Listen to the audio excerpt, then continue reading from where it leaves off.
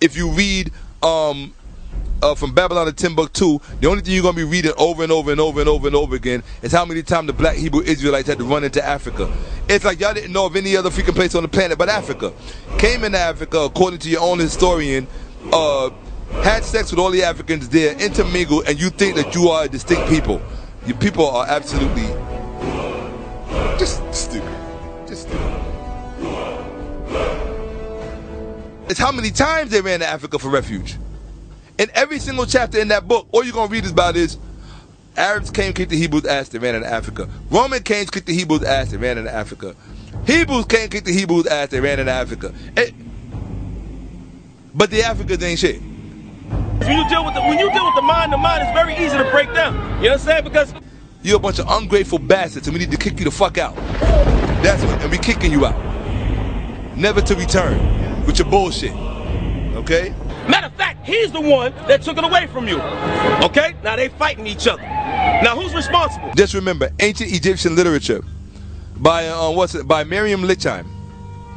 If you have not read ancient Egyptian literature, volume 1, 2, and 3, you cannot even come into the room to speak on the origin of the ancient Egyptian language, why it was founded, how it was founded, and how it developed and how it evolved.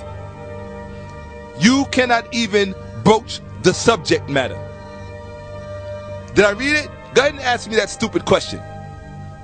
He can't even think goddamn straight, okay? The white man is based on war and war alone, that's it. In this book, he shows you where some of the Hebrew Israelite writings came from out of the ancient Egyptian literature. He shows it to you in there. Documents it. He shows you how it was the ancient Egyptians who came up with the 365-day year. Y'all fools wouldn't be able to tell time if it wasn't for Nile Valley civilization. You wouldn't even know, forget a calendar, you wouldn't even know what a week was, or what a day was, or what 24 hours was. You wouldn't even know what an hour is. The term hour is nothing but a rendition of the name Horus. That's all it is. But you knew that already, because you studied. So when you see a brother like this talk, he can easily back you into a corner because you don't know how to get yourself back out and say, wait a minute, let's stay on the real topic. Who's the fucking white man, a goddamn devil? This book alone right here, you could put the whole Hebrew Israelite community to bed. This one right here, I don't even need my other stuff. This one right here will put you to bed. I'll put that ass to sleep. Real talk. I will have that ass slobbering like real talk. Gotta read the book. But see, they're not gonna read this because it's too thick. Theophilo Benga, African Philosophy, the Pharaonic Period, 2780 330 BC. Did I read it? You wouldn't see my highlights inside if I hadn't read it. I don't highlight nothing I ain't read. And it has the original Kemetic text inside. So we know that the author knows what he's talking about. We got transliterations and translations. This book by itself will put the whole black Hebrew Israelite community to sleep. Real talk. You be singing Rockabye Baby on 42nd Street. Real talk. Oh, sure, I can dig that diet, all right? But a lot of people don't understand that. You got people that read the Bible, Christians and so forth, they skip over the diet, don't even deal with it. The Turin Papyrus, The Secret Medicine of the Pharaohs. This is a must-read. You got to read this. Must-read. Secret Medicine of the Pharaohs. It goes in deep. Since they want to claim that Imhotep was a black Hebrew Israelite, but they can't tell you anything about Imhotep and medicine and what he did with regard to being a physician, you need to read this book, Black Hebrew Israelite, so you can finally start to know what you're talking about. Because you don't know what you're talking about when it comes to anything, to be quite honest. Okay?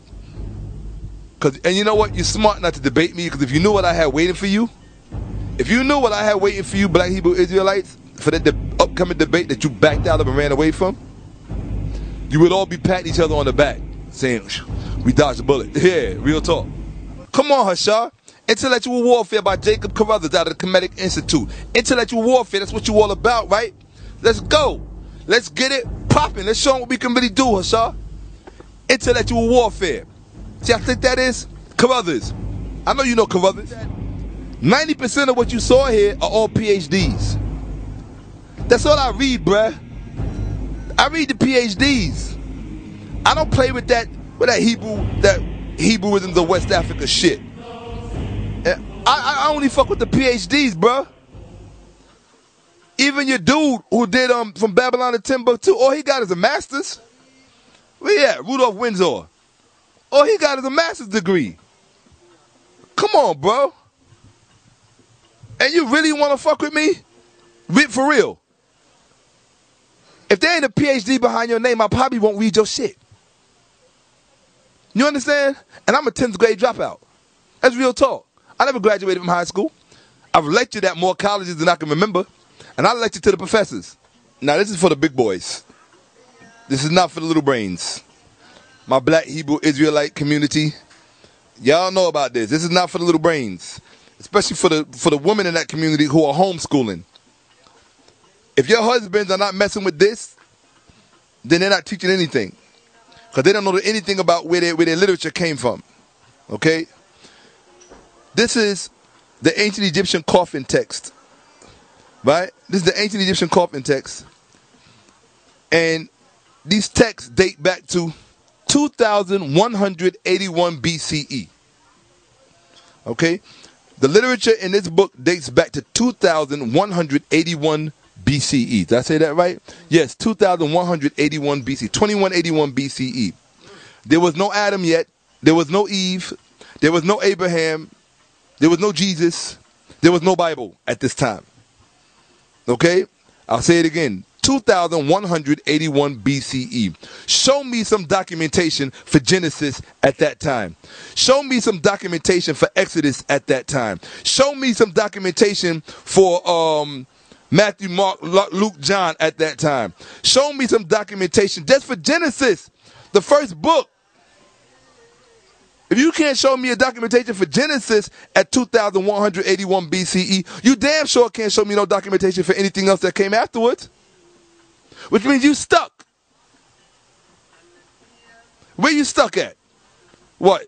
You stuck in 900 BCE with Psalms and Proverbs, which came out of the Egyptian literature anyway? Have you got the documentation for that? Where you stuck at?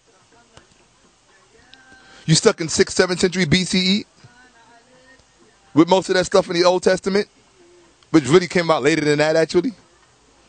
I got all the documentation, dude. All your Hebrew shit is brand new. All of it. All that shit is brand new. Compared to this, it's all here. You clowns are clowns, man.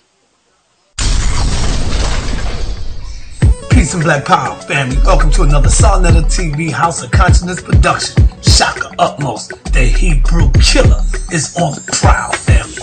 When you're doubting that bullshit that you've been told, and you need that info, Sarnetta TV, Sarnetta TV. Tune in to consciousness and watch the lies fold, then you can let the truth flow. On Sarnetta TV, Sarnetta TV. When you feel that melanin about to explode, like you feel the wind blow, it's Sarnetta TV, Sarnetta TV.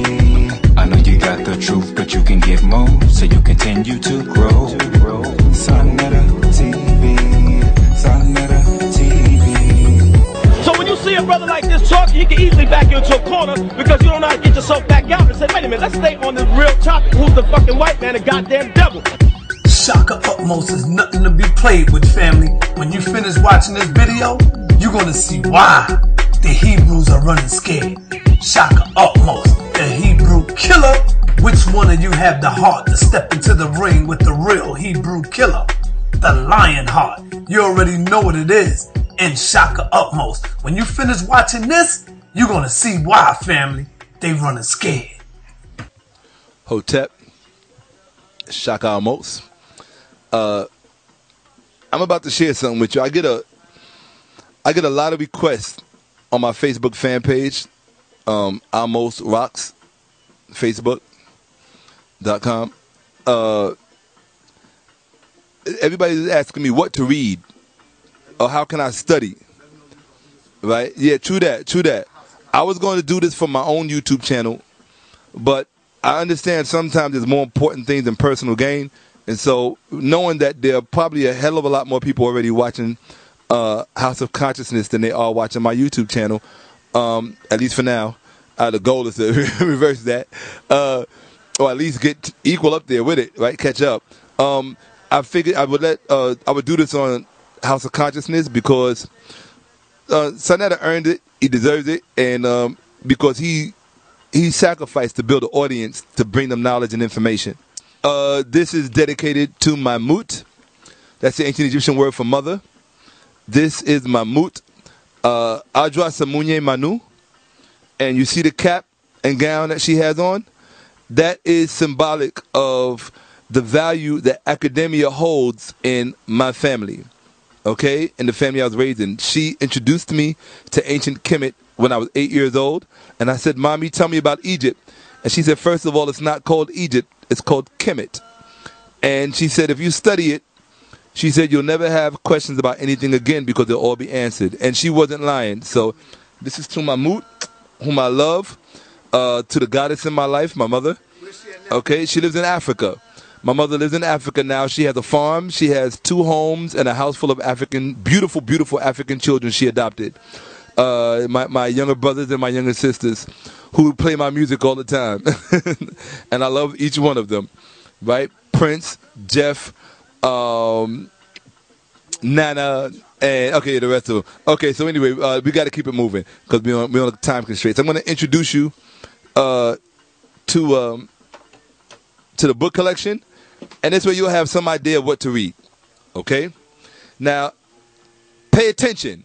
Get a pen and paper so you can write it down, because very few people would do something like what I'm about to do for you. Okay? And they're not in any particular order, so because there's too many of them to put in order.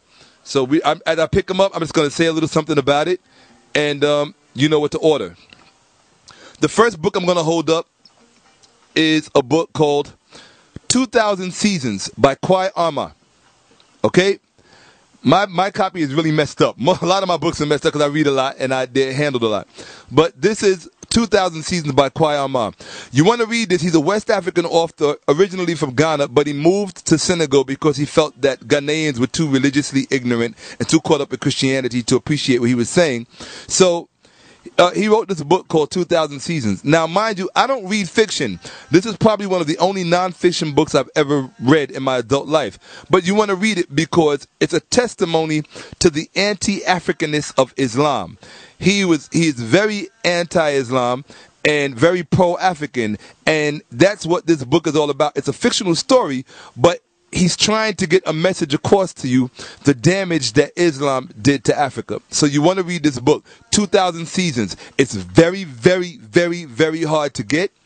A lot of people are upset at the fact that he left the rights of the book to an Asian woman who lives here in America. She acts as his agent, and often you can find it if there's a book fair. She'll be out there selling the book. But get the book. It's called 2000 Seasons by Kwai Arma. Okay, so that's one book. This book had the distinction of being the first book that I held up in this thing. Okay, I literally took an entire summer off to read it. I really did. I actually didn't, for the whole summer I didn't read it. Okay, Wesley Muhammad made a statement before, and I agree with him in some respect. He said that the Germans are some of the best scholars on these subject matters. Well, this book right here is a book called Life in Ancient Egypt by Adolf Ehrman. I would say if you want to get an idea of the administrative capacity of ancient Egypt, you want to read this book. It's called Life in Ancient Egypt by Adolf Ehrman. You can get it at the Metropolitan Museum of Art in New York, which is a couple of blocks away from me, which is where I got mine from. And it's just a good book to read. It's not. I wouldn't put it at the top of my list, only because it's kind of outdated, but you still just want to know about it. Okay? Another good book to read. It's not at the top of my list, only because I've seen much better scholarship, but it's still a very, very good book. It's called Egypt, Child of Africa. It was edited by Ivan Van Sertima. You want to get it. Okay, have I read it? Yes, there are different essays by different authors. Wayne B. Chandler, who is one of them, Runoko Rashidi, who's another one, and quite a few other people. Anything edited by Van Sertima you want to have, you want to own. Okay? This next book, I won't do those yet. I'll save those for later if we get to them. I'm not even going to mention him. Why not? Okay, I'll mention him. Okay, yeah, all right. Black Genesis, Robert Bouval. You want to read it. Black Genesis, Robert Bouval. What he does is he documents the African origin of the ancient Egyptian civilization as it came out of the Tassili complex and as it came out of the Saharan complex, if you will. It's called the Saharan Techno Complex, and this was a civilization that was ubiquitous throughout the ancient Sahara, which was a lacustrine lake region, which meant that it had bodies of water, various bodies of water, and he details that very meticulously in this book, and the information that Bouval presents. Now, mind you, he's not an Egyptologist, nor is he an accredited historian. But what he is he's an engineer. He's a construction engineer on a professional and global scale, because he's worked in the main countries, like places where extraordinary construction is being done, like Dubai and other parts of North Africa. And so he has, because of his eye for engineering and attention to detail, I respect his scholarship because of that. I believe that when you master one subject matter, you can take those same values and principles and apply them to another subject matter and yield a lot of fruit. That's why I read his work, and that's why I appreciate his scholarship. And he's also was very nice to me on Facebook, Robert Bouval. Okay, Black Genesis. Again, I'm not putting that at my top of the list. When I have top of the list books, I will let you know they're top of the list. Okay? This is a book written by Dr. Ben. I have a lot of obscure stuff by Dr. Ben. It's called Welcome Back Home, Black Anti-Semite Jew, the Black Jew Outside the Door. This is when Dr. Ben was still at his Black Hebrew Israelite stage. He just wrote a book, and it's just something I have in my collection. It shouldn't have even been here. You don't have to see it. This is a very good book that very few people will ever see and don't have. It's called Axioms and Quotations by Dr. Yosef Ben Yakinen. Okay? Very few people have ever seen it. Very few don't have it. This came directly from his library, and I appreciate his generosity that he showed me. Okay? It's from his own personal library, yes. And he gave it to me in his home. Okay? This is another book, The Orion Mystery by Robert Bouval. Talks about... The Orion Mystery by Robert Bouval. I don't really want to talk about the books that are not top books because we're pressed for time. You see it, I have it, it's in my library, I have read it. It's all about the alignment of the Great Pyramids in Egypt and how they align with the Orion star system and how he discovered it. And he goes into a lot of the text, actually. He goes into a lot of the pyramid text to show how they were referencing that particular star system. And it's very insightful, very, very insightful. What I like about it is that it talks a lot about the history of the pyramid text. That's something you won't get if you just buy the pyramid text itself and read it. He goes into the history of the pyramid text, and I appreciate that. Okay? I wouldn't know that unless I read it. Okay. Egyptian Heaven and Hell by E.A. Wallace Budge. It speaks for itself. He goes into the text and talks about their perspectives on heaven and hell, and he goes into the pyramid text and the Book of the Dead in this. Not too much the coffin text. I wouldn't know that unless I read it. What else? Okay, none of my good stuff is up top. Okay, this is a must.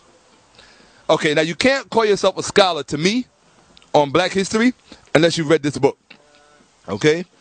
It's written by one of my favorite scholars.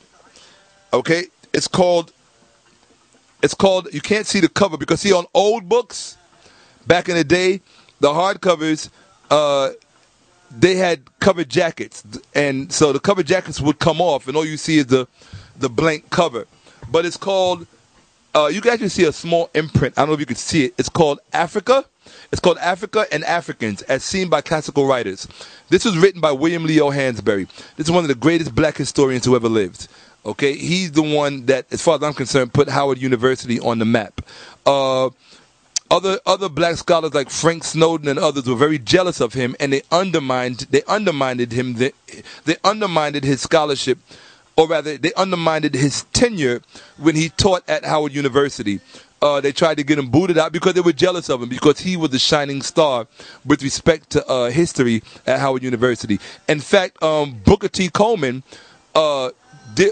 Hiawatha as he's called now, Hiawatha Khomeini, he actually did his thesis and dissertation on William Leo Hansberry, and I actually have that lecture on tape, and it's a very good, insightful lecture. But this book you really want to read because the title speaks for itself. Africa and Africans as seen through the eyes of classical writers. So he takes you to Greek and Roman writers and talks about how they saw Africans, and there's a lot of references to ancient Ethiopia, so forth and so on. I wouldn't know that unless I read it, because there's no back to read it. No, Raisin in the Sun is his granddaughter, or his niece. His niece, Lorraine Hansberry. She wrote Raisin in the Sun, which is the ongoing Broadway play, and which also starred Sidney Poitier in the Hollywood version of it, the film version of Raisin in the Sun. This was her uncle, William Leo Hansberry. For you have to understand William Leo Hansberry. Anything he writes is going to be good because of his own history. Yeah. William Leo Hansberry, what made him special was that he read the works that Du Bois wrote.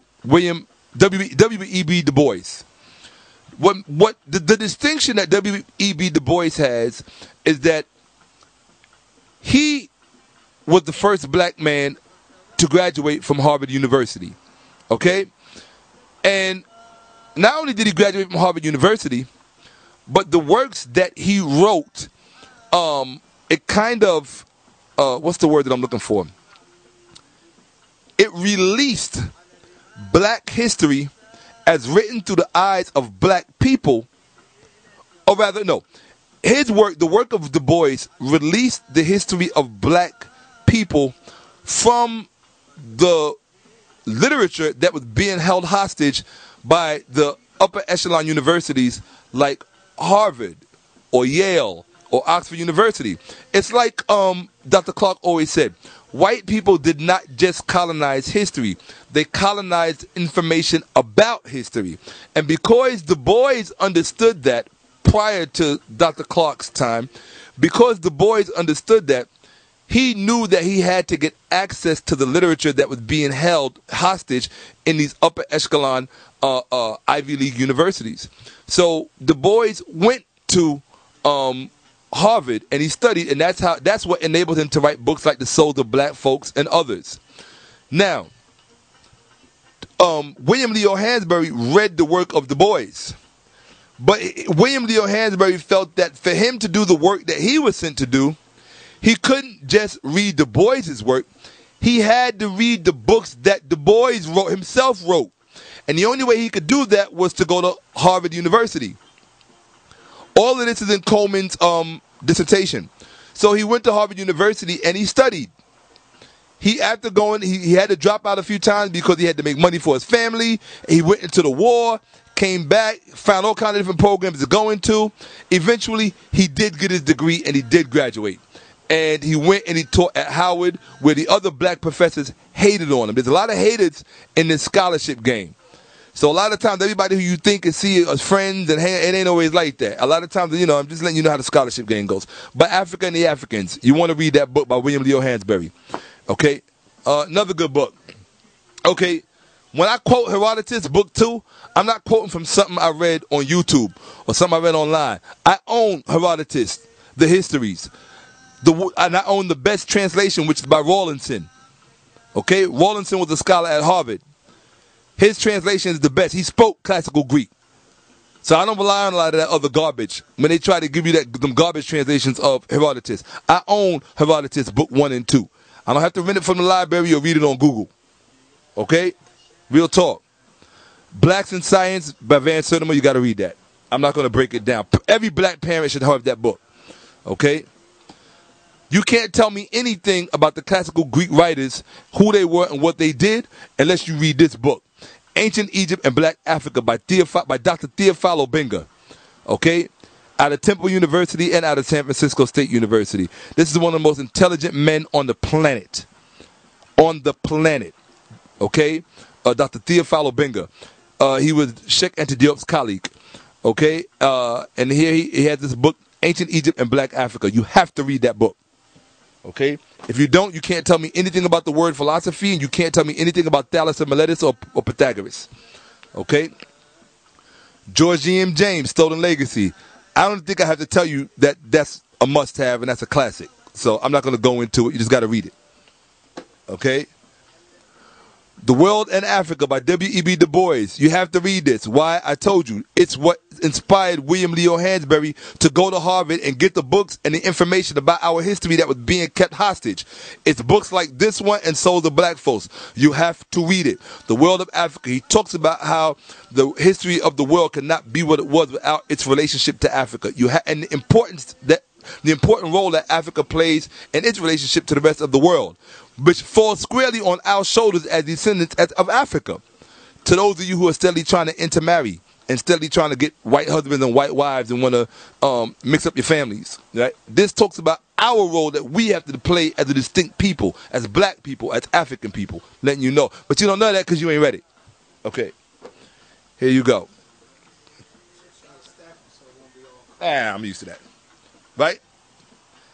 Oh, y'all lucky I didn't bring this out for my debate in Islam. I forgot to bring this out. It's called The Arab Invasion of Egypt and the Last 30 Years of Roman Dominion by Alfred Butler. Now, this is a reissued copy, but the reason I like it so much is because of who wrote the foreword, who wrote the introduction. The introduction was written by none other than Dr. John Henry Clark wrote the introduction for the reissue of it. But this book was published a long time ago.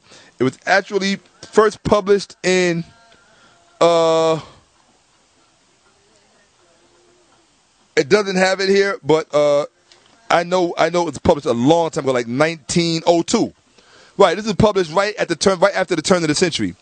So the Arab invasion of Egypt in the last 30 years of Roman dominion. I'm just showing you what it looks like.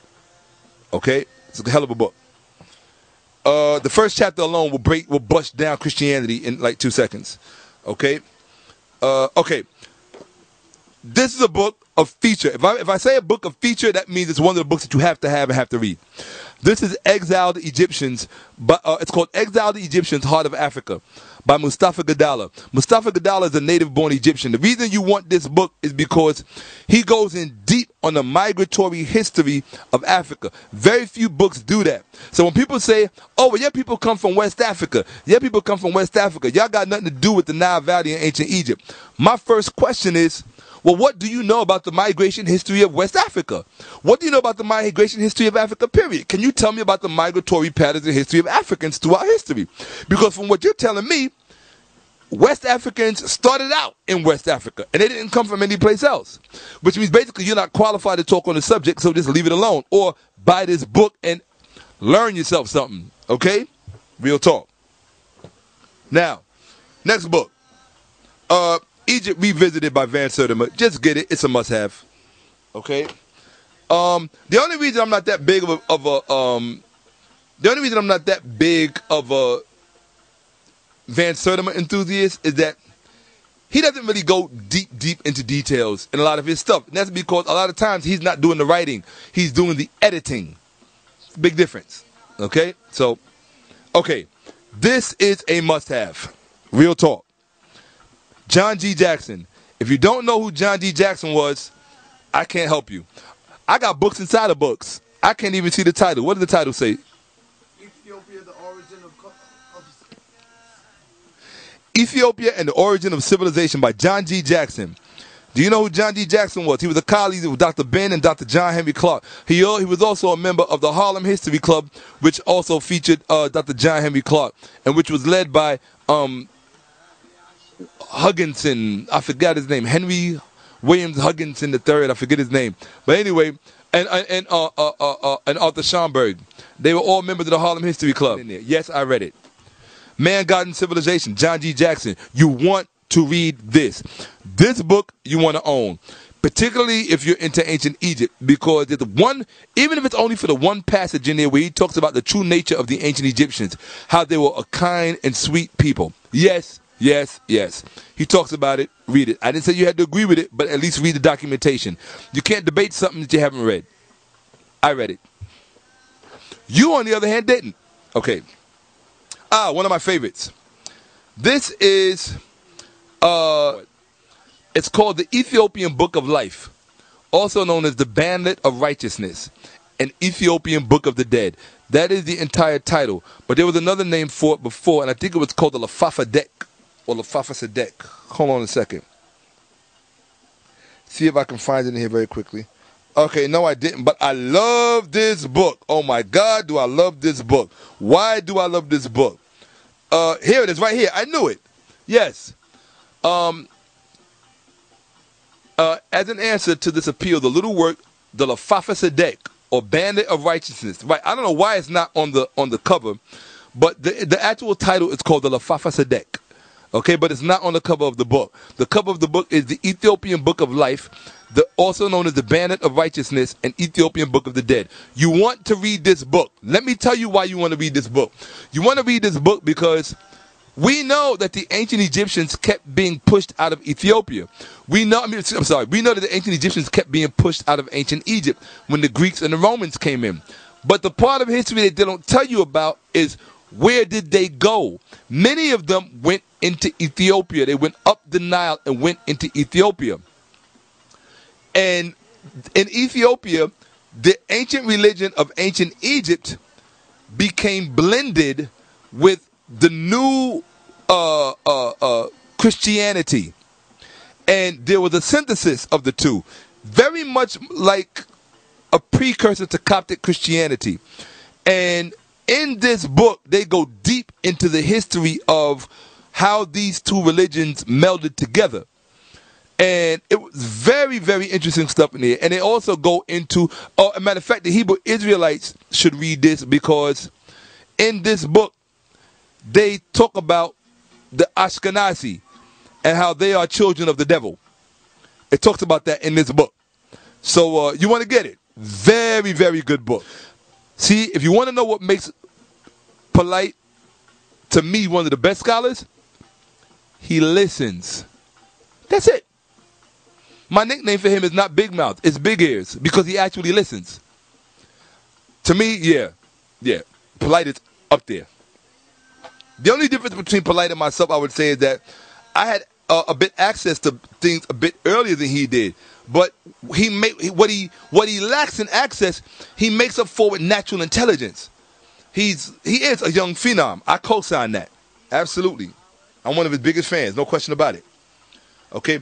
This is The Tale of Two Brothers. I think every black parent should have it, so you don't have to read your child Little Red Riding Hood or The Three Bears, especially if you're doing homeschooling and you're doing black homeschooling and you want to have some fiction. There's certain fictional books that I think all black teachers should have. And this is one of them, The Tale of Two Brothers. It actually comes out of the ancient Egyptian text. And somebody reissued it as a book. And that's what it's about. It comes out of the ancient Egyptian literary corpus in a particular genre of literature. And it's there's some teaching going on in it, as it is in most of the literature. But this one has a beautiful cover, and you probably won't be able to find it like this, but my collection has a lot of rare gems, and this is one of them. Okay? The Tale of Two Brothers. Okay, y'all don't know about this. This is way over your head. This is by Isha Shwala de Lubitz. Way back in the day when I was trying to tell everybody about R.A. Shwala de Lubitz, and that they should read them if you wanted to understand something about ancient Egypt, a lot of people were telling me I didn't know what I was talking about. Fast forward to 2012, 2013, now they're all bragging about reading R.A. Shwala de Lubitz. And I'm just looking at them saying, okay, when I was telling you to read it, you guys are all laughing at me. Same thing with Walter Williams. When I was telling you to read Walter Williams, you were all laughing. Now all of a sudden, everybody's a Walter Williams expert. Right? Now all of a sudden, everybody's an R.A. Shwala de Lubitz expert. I was telling you to read Shwala de Lubitz 20 years ago. Okay? His wife, I think, is actually better than him. Isha Shwala de Lubitz. R.A. Shwala de Lubitz and Isha Shwala de Lubitz, they were a French couple, and they moved into the Temple of Luxor in ancient Egypt, or the Ipet Isut. And they moved into the Temple of Karnak at Luxor, and they moved in there for, I think, something like 15 years or something, and they scaled it. They studied it to scale. And because he was a mathematician, she was an occultist, and they took their knowledge of whatever disciplines they had, and they scaled the temples, and they came up with a diagram that illustrated to them, at least, that the temples were laid out in the form of a man. And so, hence, they, R.A. Schwaller de Lubitz, the husband, he entitled his book Le Temple de l'Homme, or The Temple in Man. In French, it's The Temple de l'Homme. And this book, I don't know if it still is today, but it was in the Louvre, the last I heard, in Paris, in France, under a big case, a big book. The majority of the book was a lot of mathematics because there was a lot of surveying involved. But the other parts of the book dealt with occultism and so forth and so on. Or with Egyptian science and Egyptian worldview and Egyptian perspective. And what he did was they took the Temple de l'Homme, or the Temple of Man, and they cut it up into different pieces. And they published these different pieces as different books. I own all of them. I've read all of them. One is called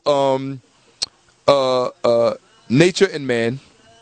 The other one is called The Egyptian Miracle, The Wisdom of the Temple, by R.A. Schwaller de Lubitz. The other one is called Sacred Science by R.A. Schwaller de Lubitz. But my favorite of all of the series, the other one is called, I said Nature and Number. The other one is called my favorite of all of them, and Polite read this one recently. It's called Symbol and the Symbolique. That book will have you spitting atoms in the air. I don't know if I introduced that one to Polite, but it doesn't really matter because he read it anyway. The last I saw him, he was reading it. Probably read it twice, knowing him. Yeah, Polite doesn't read a book once. He reads it 2 or 3 times. So, me, I usually read a book this once. I just retain everything I read in it. But that book, Symbol and the Symbolique by R.A. Schwaller de Lubitz, blow your mind. But the one you really want to read, The Opening of the Way by Isha Schwaller de Lubitz. You want to read this book. I'm not saying anything else about it. I might reread it again. Oh, here's one for the Christians. It's called Jesus, Last of the Pharaohs by Ralph Ellis. I think that's who wrote it. Where's his, why don't they put the author's name on the, yeah, here it is. Yeah, Ralph Ellis. I read this book years ago. It's interesting. It's got some interesting hypotheses, many of which are very wrong. But, he tried to tie in the monarchs of Europe to the ancient Egyptian bloodline, and but which is really some bullshit. But he goes deep into the history of ancient Egypt in the beginning and their astrological surveyings, that and their calendrical sciences. That's why I like it. I wouldn't know that unless I read it. But here you have it: Jesus, Last of the Pharaohs. You don't have to get that one.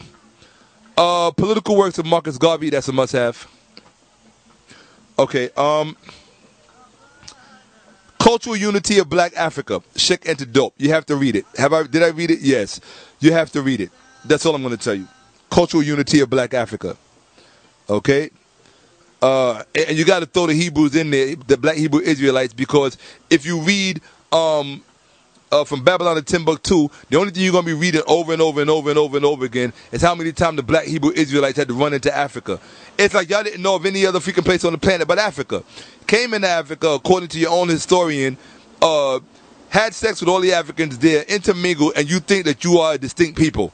Your people are absolutely just stupid. Just stupid. Wow. Right? Hate Africa so much that you ran to Africa for refuge. No, it's how many times they ran to Africa for refuge. In every single chapter in that book, all you're going to read about is Arabs came, kicked the Hebrews' ass, they ran into Africa. Roman came, kicked the Hebrews' ass, they ran into Africa. Hebrews came, kicked the Hebrews' ass, they ran into Africa. But the Africans ain't shit. That's powerful. You're a bunch of ungrateful bastards, and we need to kick you the fuck out. Woo! That's what, and we kicking you out. Never to return. Yes. With your bullshit. Okay? All right. More about Egyptian hieroglyphics. For those people who think I don't study the language, keep fucking with me. Okay? Book of the Dead. This translation is by Budge. Would you do me a favor? Would you pass me that book right there behind that chair in front of my altar? I forgot to get that book. It's right behind that picture of Mother Franklin. Yes. Thank you very much. Okay. See, I don't read just one translation. This is what I was trying to tell Sutek. That here's the Book of the Dead by Budge. Okay? It's one translation. But I didn't just read Budge's translation. I read Faulkner's translation. In fact, I have a very rare copy of one of his versions. This is Faulkner's translation. Okay? In fact, I don't have to wonder. Do you see a big black book over there anywhere? I have it down here on the bottom. Okay. I'll show you that later. But when I read Faulkner's translation, I don't have to wonder about his version of the translation. I can go into the terminologies of the Kemetic text, from the Kemetic words that he's reading from, and break them down to see if his translation is correct or if I agree with it or not. And I'll show you why later, because of another book that I read. I'm not talking about books that I haven't read. I don't do that. If you haven't read it, don't talk about it. Pre-colonial Black Africa. Apparently I have 2 copies. Oh, for my Moorish brothers. The African presence in early Europe. This is Van Sertima. Runoko Washidi has essays in there, but African presence in early Europe. Read that many years ago. Chosen People of the Caucasus. Good book. I saw, what's the brother's name who was in the center over here that we mentioned? Was that Tazoriak? Yeah, I saw Tazoriak hold this up. Good book. Good book. Gotta read it. In fact, Michael Bradley spoke on a panel with Dr. Clark in Europe. Okay, now, this is a must-read. This, you have to just read this because you just have to read it. It's called The Dalits, the Black Untouchables of India. You have to read this because it tells you how racist Hinduism, in its own matrix and construct, it's racist at its core.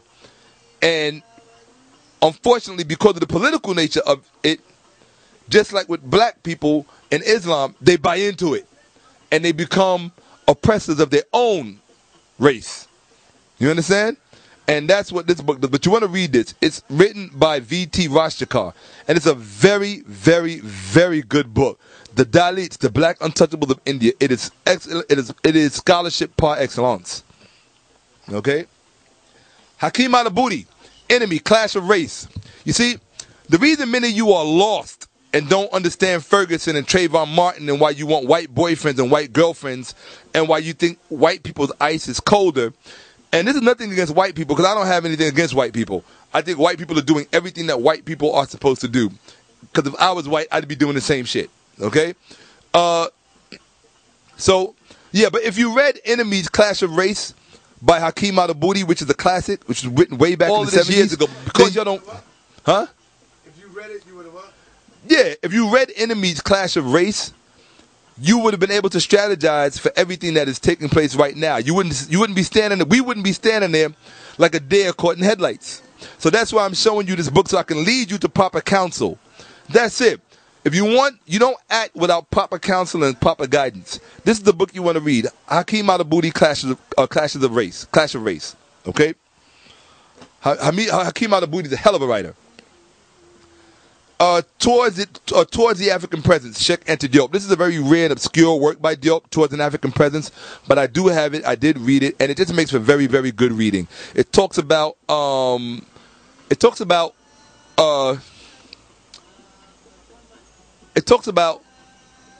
the importance of our history plays in the role of the things that we have to do today, and that's it. Yeah. I have to give you this title, brother, because it's doing no good by keeping it locked up and buried. I'm quite sure my brother, my ancestor, Dr. Khalid Abdul Muhammad, would be honored and happy for this title to get to you. No, it's right here. And the title that I want to give to you, brother, and the people is going to start calling you this, because they see now that you no joke, that this is real. Khalid Muhammad called himself what? What did he call himself?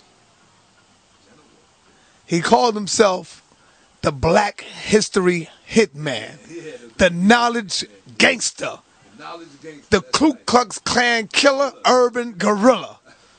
So I got to give that title to you, not the Ku Klux Klan Killer, Urban Guerrilla, but I got to give you the title of the knowledge gangster, the Black History Hitman. I got to give you that right there, brother. And Khalid Muhammad would be honored for you to have that title, brother. That's your title from now on, brother. Hitman History, the knowledge gangster. You heard it live and direct from the House of Consciousness. If you want to be a gangster, be a knowledge gangster. That's real talk. You want to be a hitman, be a Black History hitman. And that's real talk. Because that way when you open your mouth, it's not a question of whether you, not if you know what you're talking about. See, all of this documentation that I'm showing you, this stuff is embedded in my brains. It's in the cells, and it's in my dendrites. It's in my my dendrites and my synapses. It's all throughout my brain. It's in my infundibular stalk. Because all of you know what an infundibular stalk is, right? It's in my adenohypophysis, because you all know what an adenohypophysis is, right? Because you all read, right? Because how much money Jay-Z got is more important than putting some shit up in your head, right? Hold that thought, okay? So, Iceman Inheritance. Got to read that, Michael Badley. Got to read that. Got to read that. If you want to understand why, this is for all you black girls out there that want to get white boyfriends, right? For all you black girls out there that want white boyfriends.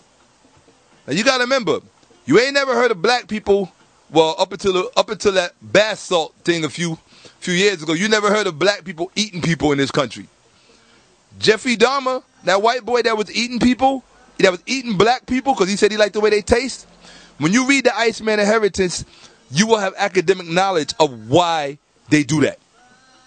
Okay? That's not unique to him. You heard about that police officer recently that was arrested because it was found that he was conspiring to kidnap people and eat them? Yeah. These are people with predominantly European blood that do that type of shit. But because you don't read this shit, you're gonna end up a statistic on the news. Well, I don't know. I mean, Johnny was just all nice one minute, and then the next minute, I found myself in the freezer. Yeah, because you didn't read the Iceman Inheritance. Real talk. Okay. All right. This is a book. I have to blow the dust off a lot of my books because they've been around for a while. Like I've been around for. So I gotta blow the dust off of me. This is a book called, in fact, I'm gonna wipe off what you call it, so they can see it. This is a book my mother made me read. My mother made me read this. She said, stop whatever you're doing, Stephen Biko. Today I was on Facebook, and all I saw was black people saying, R.I.P. Joan Rivers. Rest in peace, Joan Rivers. Joan Rivers, who called Obama the first so-called black president of this country, she called him, she said he was a fag, and that his wife, she disrespected the mother of Malia Obama. Right? What's his children's name? Malia, and I forget the other one's name. But she disrespected their mother. She disrespected the black children's mother, called their father a faggot and their mother a transsexual, and said everybody knows it. And she was dead serious. And all these dumb, and I'm going to call them what they are. I don't mean this, because you don't mean to be. All these dumb niggers. Yes, I was going to say Negroes. No. Y'all haven't even graduated to Negro status. At least a Negro knows that he's faking it. Y'all faking it and ain't even intelligent enough or don't even care enough to find out about the fact that you are faking it. If you want to be a nigga, you're a nigga by choice. Y'all posting, rest in peace, Joan Rivers, but you ain't never once posted rest in peace Stephen Biko. You ain't never once posted rest in peace Patrice Lumumba. You don't even know, you ain't never posted rest in peace Malcolm. Never. You ain't never posted rest in peace Sojourner Truth, Ida B. Wells, or Harriet Tubman, or Dr. John Henry Clark, or even Dr. Amos Wilson or Ivan Van Sertima. You ain't never posted rest in peace, but you post rest in peace because you know why? You are the children of the Jews in Hollywood. You are their babies. The TV raised you. You are closer to Joan Rivers than you are to the own children in your community. Real talk. You are closer to Robin Williams. You niggas cried for Robin Williams.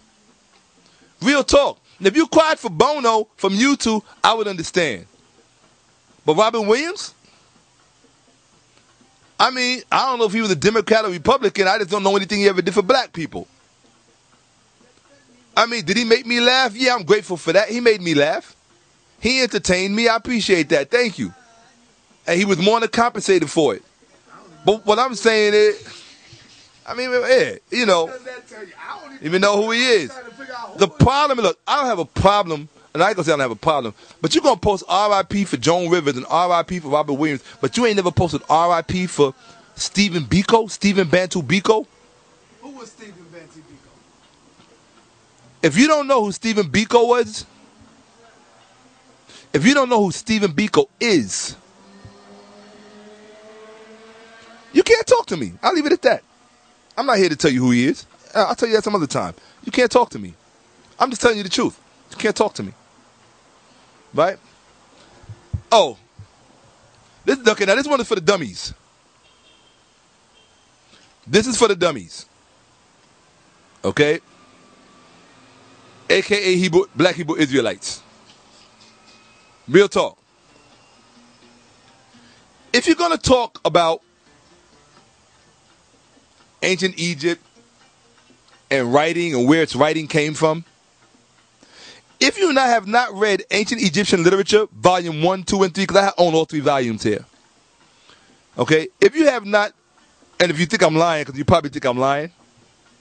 Wait till you get to it, man. Okay, I'll wait till I get to it. Just remember, Ancient Egyptian Literature by, by Miriam Lichheim.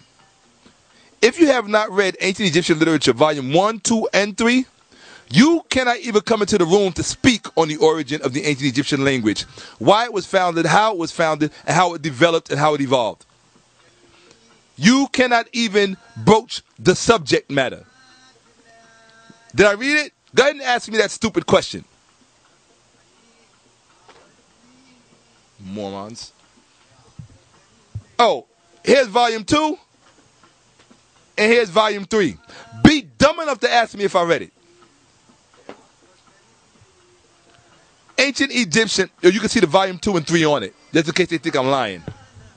Volume 2 and 3. And I just showed you Volume 1. Ancient Egyptian Literature. You can't even come into the discussion until you read these. Too many minute details that you Hebrew Israelites don't know anything about. Because you think you can find out everything on Google. Google. Most of you don't even know where the name Google comes from or what a Google means. Let me tell you where the name Google comes from and why it's used. I've known this since I was 8 years old, back in the 1970s. The name Google was the name for the highest number in mathematics because they needed a name for the highest number. And the highest number that they had at the time was the term Google. That's why it was appropriated for that site. It represented that which could reach the highest number. Searching. Okay? That's from my mother to you. Okay? Oh, here we have Dr. Ben, your favorite former Hebrew Israelite, now a confirmed Kemeticist, praise his name, a chronology of the Bible. Challenge to the standard version. You know what the standard version is, right? The KJV. So here you have a former Hebrew Israelite born into the Falasha Beta Israel community in Ethiopia, produced a book challenging the standard version, saying, fuck your King James Version. To hell with your King James Version. He's giving you all the other versions in here. That's Dr. Ben. Yes, I have it. In fact, I have multiple copies of it. Okay.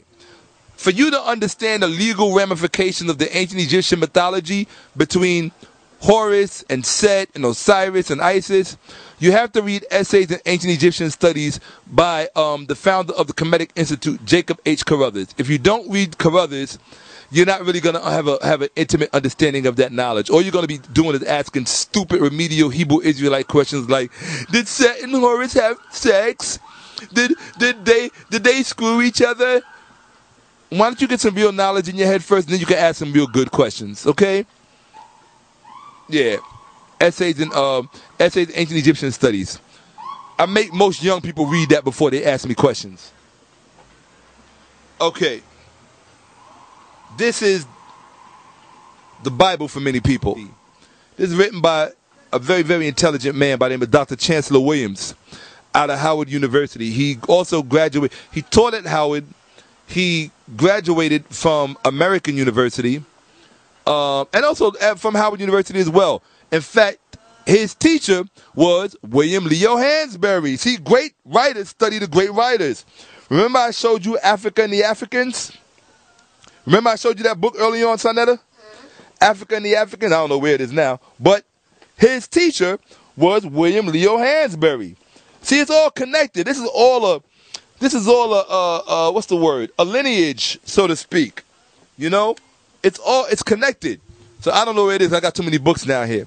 All right, so Destruction of Black Civilization. You have to read this. If you don't read this, then we really can't have much of a conversation.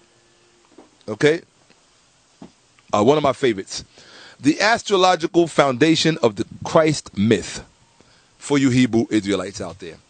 This talks about how the whole Jesus story is really nothing but a story about something going on in the sky that later cultures mythologized.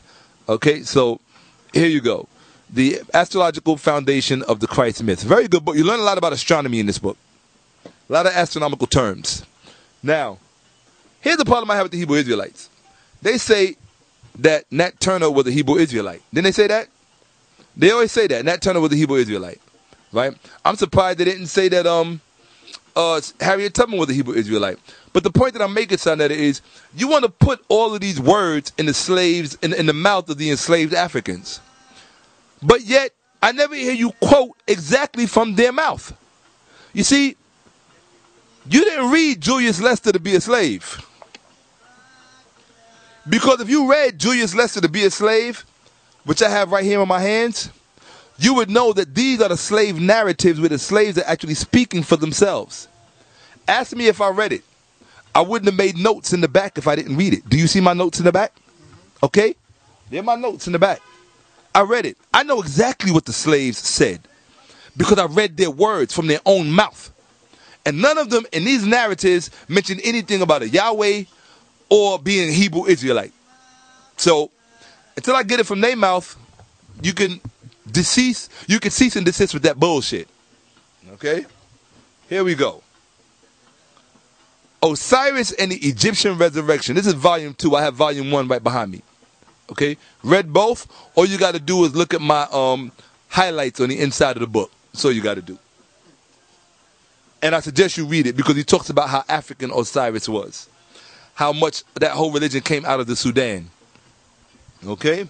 Because the Hebrew Israelites always want to say, oh, well, the Egyptians got it from the Hebrews. Well, according to Budge, the Egyptians got it from the people in the Sudan. And if there wasn't no Hebrews in the Sudan in 5000 BCE, I don't know what to tell you. Okay? For those people who think I talk about the Moors, I already showed you I read the early African presence in early Europe. But then, of course, you know I had to top it off with the Golden Age of the Moors. I read that years ago. I read this when it first came off the hot press. So I don't speak about things, Lord Abba, unless I know what I'm talking about. The only time I rely on Wikipedia is when I think it's just common knowledge and everybody should know it already. It's that simple. Yeah, by Van Sertima. Van Sertima didn't write it. He edited it. That's why I don't read a lot of his works, because he's not doing the writing. He's doing the editing. He's just vetting out mistakes that other writers may have. You understand? So, and, you know, it's okay. It's okay. It's good. You know, it's an okay book. You know? It's an okay book. Okay, this is for my Nuwapian people. Put the shit down. Okay? Leave this book alone. The scholarship is very bad. It's very poor. It's the Serious Mystery by RKG Temple. And he himself says that the book is bad. You got to pardon the dust. I've had this for many years, and I read it many years ago. There was a lot of things he didn't understand about the Dogon language. Some things that Polite and myself discussed when Polite was here in my home. And you just put that book down and just leave it alone. The Gods of the Egyptians by Budge. It's good. He makes some mistakes, but it's good. You know, you got to remember when Budge was writing, the Medu Neter was still evolving in his decipherment. So some of the terminology he got wrong. There were certain things that he just got a little skewed, but he got the important things right. You know, from my perspective. All right. This is a very obscure book that Dr. Clark always references. I like the books that Dr. Clark always references. This is called African Life and Customs by Edward Wilmot Blyden.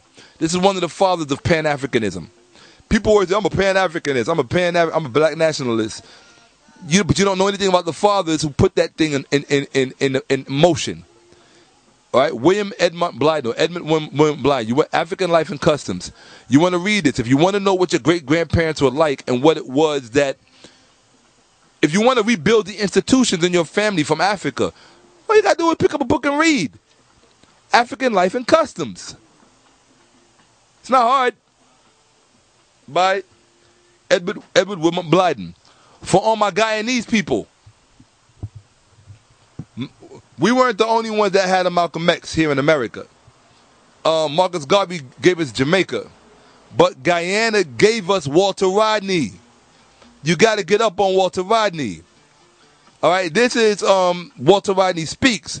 But you also got to get up on his other two books. Apparently I know them because I couldn't quote them, even though I don't have them here. But if I quote them, I got to know them, right? You got to read A Grounding with My Brothers, and you have to read his magnum opus, which I recommend to anybody. You have to read How Europe Underdeveloped Africa by Walter Rodney. Did you read it?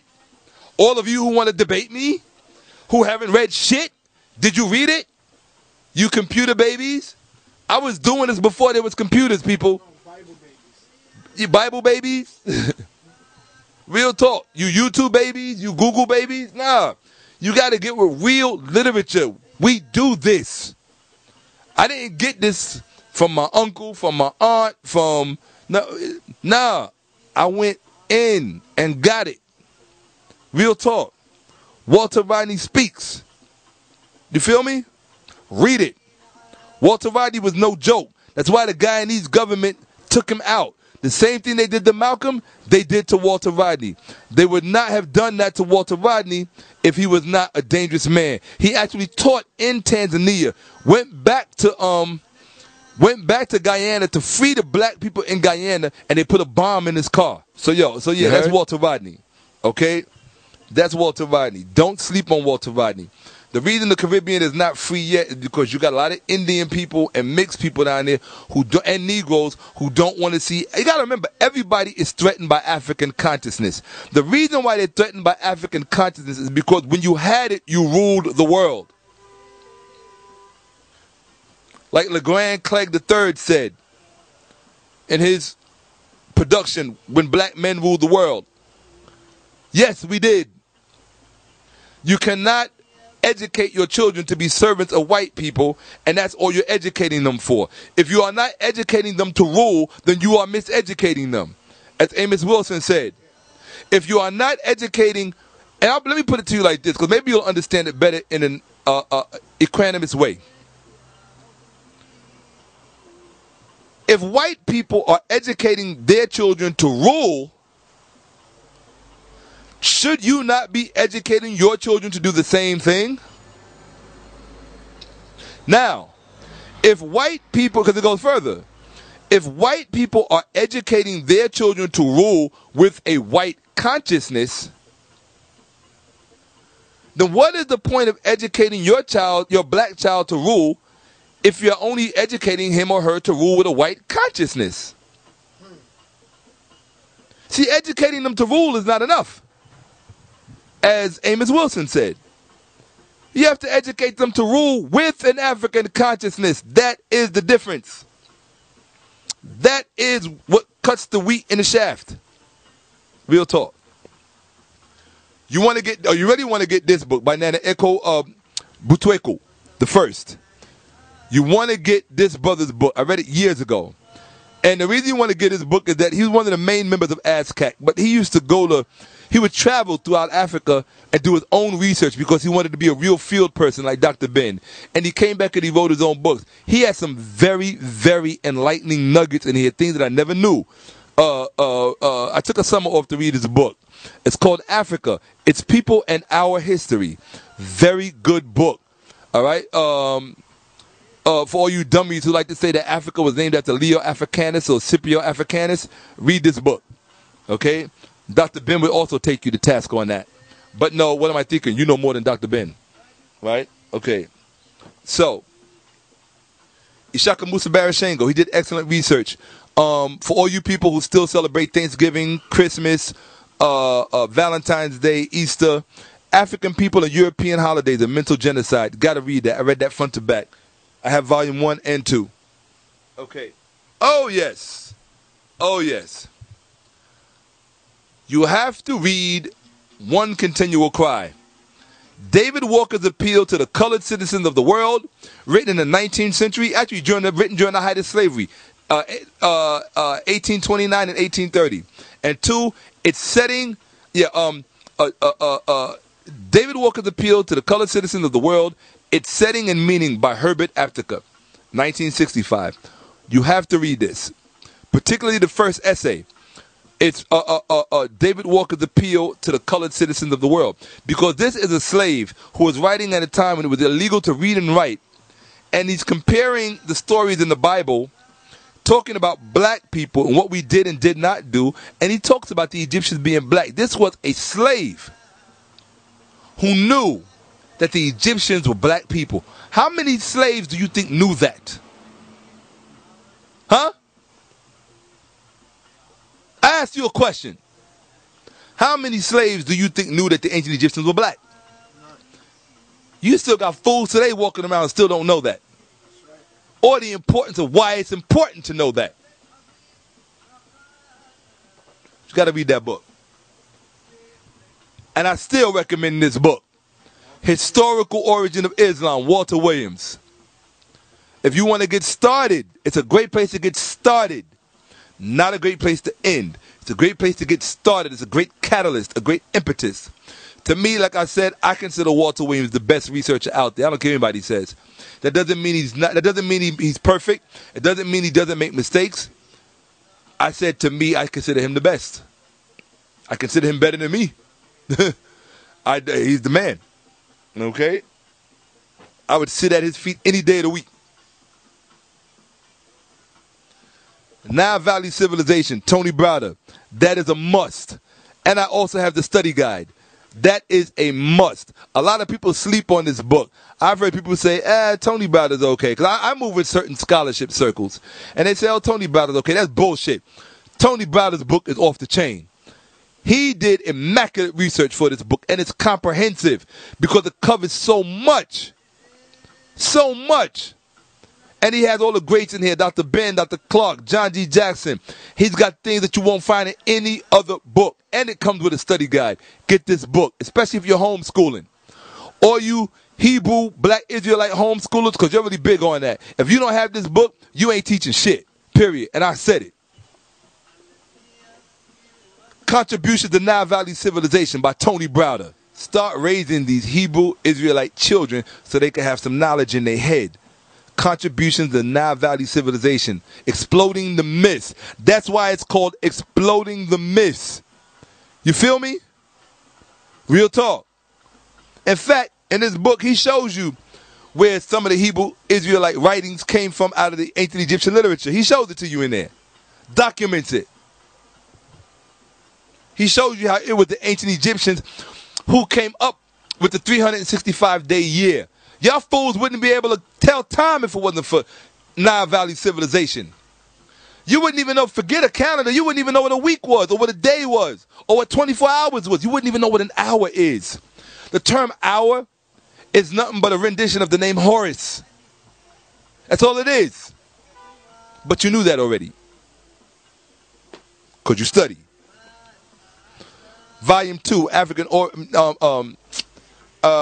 people and European holidays and mental genocide. Yes, I read both. Ishaka Musa Barashango. He's a good brother. My favorite, something y'all need to get back to. Y'all need to get back to this. The African Woman, the Original Guardian Angel by Ishaka Musa Barashango. His research is immaculate. He goes into the text deep to show you the role that the black woman has played as our guardian angel throughout time. And sister, we're not letting you abdicate your role just because the media got you brain locked right now and you want to be Scandal. You want to be Shonda Rhimes. You want to be Belle. You want to be the white man's new plaything because you want to replace the white woman and get all the gifts. Right? So you hating black men. I saw a black woman on Facebook yesterday say, oh, black men are jealous of black women because the black woman is being promoted in the corporate world. Bitch. And yeah, I called you a bitch. Bitch, you out your motherfucking cotton picking mind. And I don't address black women like that. But you ain't a black woman. Real talk. You ain't nothing but a white Frankenstein agent for the matrix of white supremacy walking around trying to shit on your brother for a walking credit card. Fuck you. And I said it. That's how I roll. Real talk. You ain't gotta vibe in on nothing else I say. You don't want to watch you don't want to buy my music or none of that other shit. Fuck you. All the sacrifices black men have made on your behalf. Malcolm X took a bullet in the brain for you. And you got the nerve to sit there and compare yourself to a black man based on the love that crackers show you? Did you ever come at me with some shit like that? Oh, yeah. The African Woman, the Original Guardian Angel by Ishaka Musa Barashango. I keep telling y'all I'm a Gemini.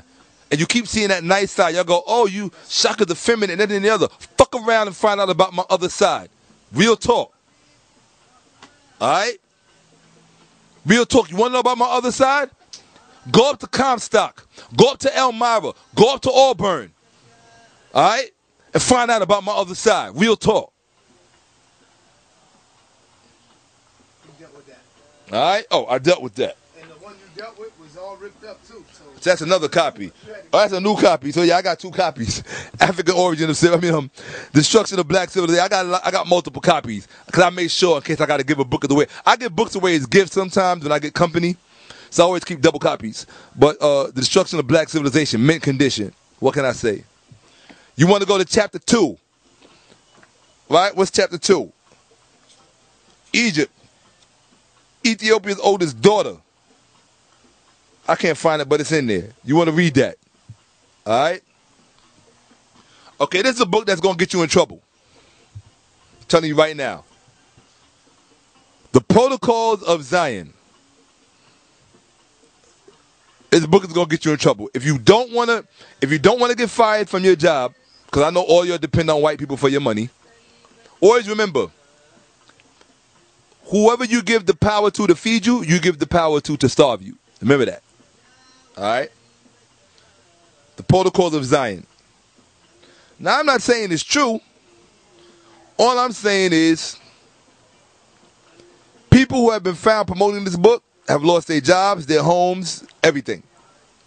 Because what the book talks about is a master plan that was put together by Russian Jewry in the 19th century to take over the world. And the document supposedly fell into the wrong hands, and they ended up publishing this book. Now, you can say that the content inside is fake, which is what most people are going to say, and they say the book is anti-Semitic, which is a fake term anyway. The term, let me educate you, the term anti-Semitic is a fake term. Why? Because up until a certain period in our history, the term Semite or Semitic was exclusively a linguistic term. It applied to linguistics and language only, not to race. So when you tell somebody they're being anti-Semitic, that means you're calling them anti-Arab, anti-Amharic, anti-Tigray, right? Why? Because all of these are Semitic-speaking peoples. And ain't none of them Jewish. So stop letting people miseducate you and tell you stupid shit. And then you use and you repeat it after them. So yeah, this is the Protocol of Zion. Now, if it's false, I want you to ask yourself a very good question. I really want you to ask yourself a question. What does everybody drive in this country? They drive a what? A car. Who was the biggest car maker in this country from the beginning? Who was the one that made the car the staple commodity that everybody had to have one? Henry who? Ford. Ford Company, Ford Motor Company. Henry Ford, as American as apple pie, he wrote a book. I don't have it here, but I read it. Most of the books I read, I don't even have anymore. Real talk. Henry Ford wrote a book called The International Jew. Do you know they went after him for writing that book? This was a man that was doing business on a worldwide scale in the beginning of the 20th century. Changed the world with the automobile. He wrote a book called The International Jew. Why did he write that book? Because he was a cuckoo? Because he was a crazy? This man was intelligent enough to put together an industry that changed the face of the entire planet. Because of cars, roads had to be built. Because of cars, bridges had to be built. Whole industries, the whole face of the planet was changed. Space travel was made possible. Because of an industry this man put on the map. But because he wrote a book called The International Jew, all of a sudden he knows what he's talking about with everything else, but over here he's stupid. Who else was doing business more with Jews than Henry Ford? So who else was in a better position to know what he's talking about? He wrote a book called The International Jew. Look it up. And yes, I read it. World's Great Men of Color by J.A. Rogers, Volume 1 and 2. You want both, especially if you want to introduce your children to black history. If you want to give them an introduction, you start with J.A. Rogers. And the number one book you want to start with. The number one, if you want to introduce your children to black history, the number one book you want to start with, 100 Amazing Things About the Negro, the 100 Amazing Facts About the Negro by J.A. Rogers is this big. That's what you want to read. All right. For all you children, for all you black parents who think you're doing a good job with your child, you can always do better. The Developmental Psychology of Amos Wilson. Don't ask me if I read it, because all you're going to see is my marks on the inside. Okay? And you also have to get The Awakening Genius of Awakening the Natural Genius of Black Children. This is the Developmental Psychology of the Black Child, and then you have to get the Awakening the Natural Genius of Black Children by Dr. Amos N. Wilson. He was a very dear friend of my mother's that were closely related to my family. I didn't get this stuff from YouTube videos. Okay? I'm not no 19, 18-year-old, 20-year-old. I'm not even no 30-year-old, something, whatever. Okay? I've been doing this long before y'all came to this, so you don't know what you're playing with. For you people who think I don't read and write metal nature or have no knowledge of the language, you can't even buy this book today. Most people who read and write metal nature dream about having this book, especially if you're black. It's called Let the Ancestors Speak by Ankh Mi Ra. This is a collector's item. It's all about reading and writing metal nature, how to read and how to write it, but from the perspective of the ancestors. Y'all don't know about this book. I got it, and I'm studying it regularly. In fact, let me leave this out. James P. Allen. Yes, from Harvard or Princeton. Middle Egyptian. Okay? An introduction to the language and culture of the hieroglyphics. There it is. Want to learn how to read and write it? There you go. Middle Egyptian, because most of the literature was written in Middle Egyptian. But you Hebrew Israelites already knew that already, right? Because you read and you study. I know. Okay, here we go. If you want to get your mind right, Brother Del Jones, he's an ancestor now. The Black Holocaust. Get this book. It also talks about how the Germans did us during World War I and World War II. Okay? The Black Holocaust. Brother Del Jones. Now, if you want your child to study science in Africa, in ancient Africa, and how science evolved in ancient Africa, this is not an easy book to read, but it is a must read by Dr. Charles Finch out of Morehouse Medical School. Natural Genesis. I'm sorry, my bad. Charles Finch, Star of Deep Beginnings. The Genesis of African Science and Technology. This book is the book you want to read. This one and Blacks in Science by Van Sertima. All 13-year-old black children need to read those two books. Where's my Black in Science? Well, I showed it already. Go back to where I showed you Van Sertima Black in Science and Charles Finch Star of Deep Beginnings. The Genesis of African Science and Technology. This book is going to bug you out. You're going to see black people have been doing deep stuff for so many thousands of years, it's not even funny. this is the book you want to read. Trust me on this one.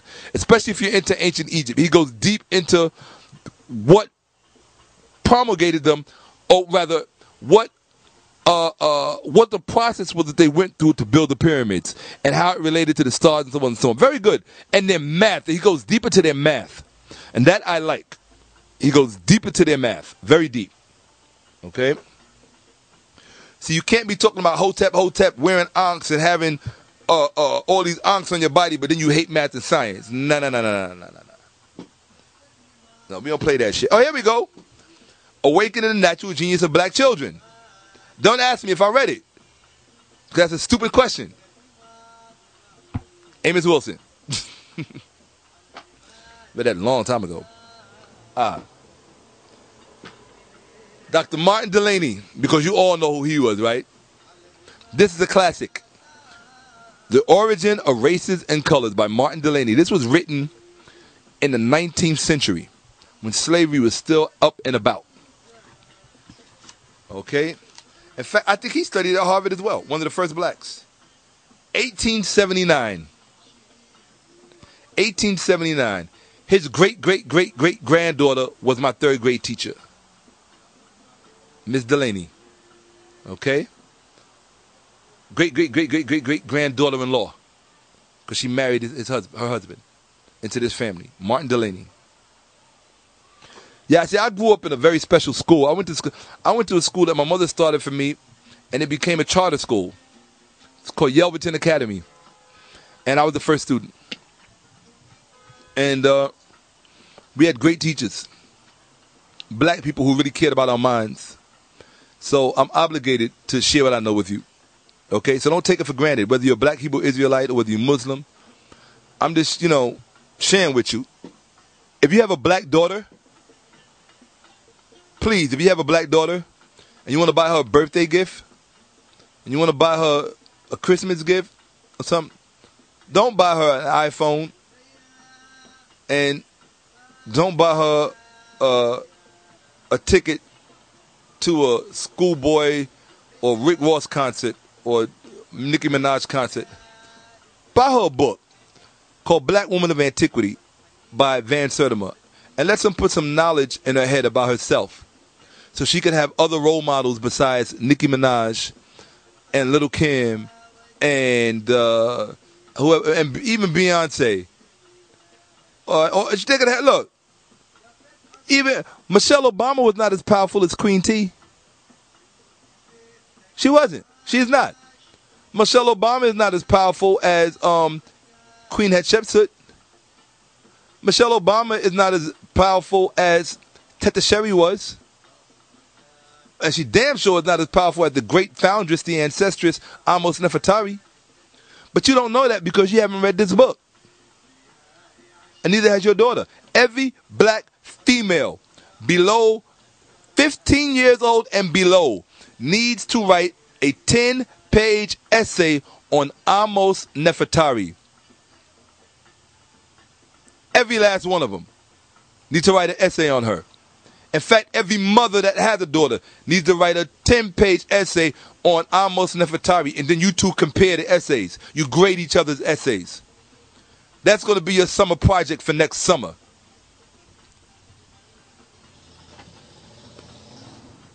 Oh. 2 books that young black people need to read today. Because they lost. Okay? For all of you who want to have your little white boyfriends and your little white girlfriends, and you want to intermarry and you want to make little mixed half black, half white babies, I got nothing against biracial people. For the most part, I don't have anything against them. I'm leery of them. I don't have anything against them. I just know the role that they played in our history. It was not always pretty. And I don't forget shit. So, the reason that you guys are doing this is because the Matrix has you. You don't know what the Matrix is. Your parents have not shown their responsibility by teaching you about the Matrix. So, I want all young black people to listen to me right now so that I can wake you up out of the Matrix. Okay? To break up out of the matrix, you have to read 2 books. I bullshit you not. The first one is the ISIS Papers by Dr. Francis Cress Welsing. If you do not read this book, you will never understand the matrix. Because the matrix is white supremacy. And if you don't understand how white supremacy is configured and how it is tapped into everything, including your very thoughts and your desires, then you will never be able to free yourself from the matrix and wake up. So you have to get the ISIS Papers by Dr. Francis Cress Welsing. That's going to be the first book to wake you up out of the matrix. I just want to show you one of the diagrams in it. I love this diagram. Because in this diagram, on page 3 of the introduction, see that diagram?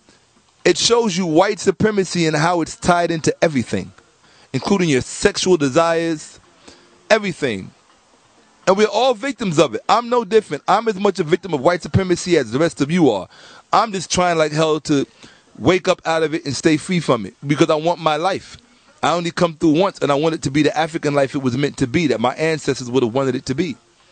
Okay? So this is white supremacy right there on the bottom.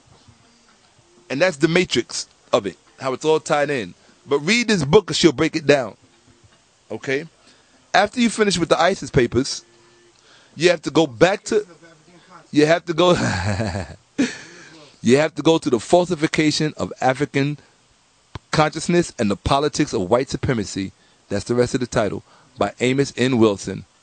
Eurocentric history. It's called The Falsification of African Consciousness. Eurocentric history, psychiatry, and the politics of white supremacy, by Amos N. Wilson. Dr. Amos N. Wilson. Those 2 books. These 2 books alone will wake that black ass up. Okay? Johnny and Sally will never be able to come to you at work and talk some bullshit ever again. If you ever want, you got to see the movie They Live. Because that's what we're living right now. And the matrix is white supremacy. And white supremacy is not just about white people, because some of the biggest agents of white supremacy are not white people. They're black people. They're Indian people. They're Chinese people. You understand what I'm saying? They're non-white people who are some of the biggest agents of white supremacy. Real talk, because it's a system. All right.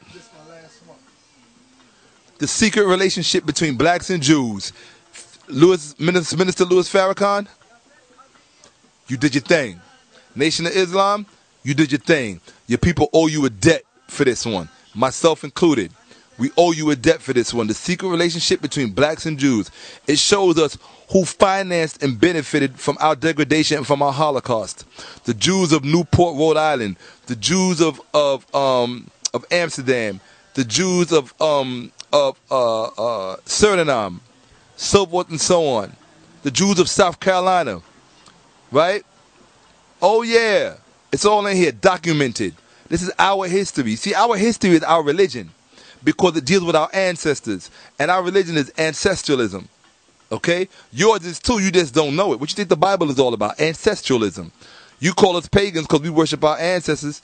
Well, what the hell are y'all doing when y'all hold up Yeshua? Don't you claim him as an ancestor? What's the whole point of claiming Hebrew Israelitism? Dummies. That's what you are. So that's what I call you, dummies. Egyptian religion by Budge. You want to see the documentation for the Egyptians being monotheistic? Right here in this book. Right here.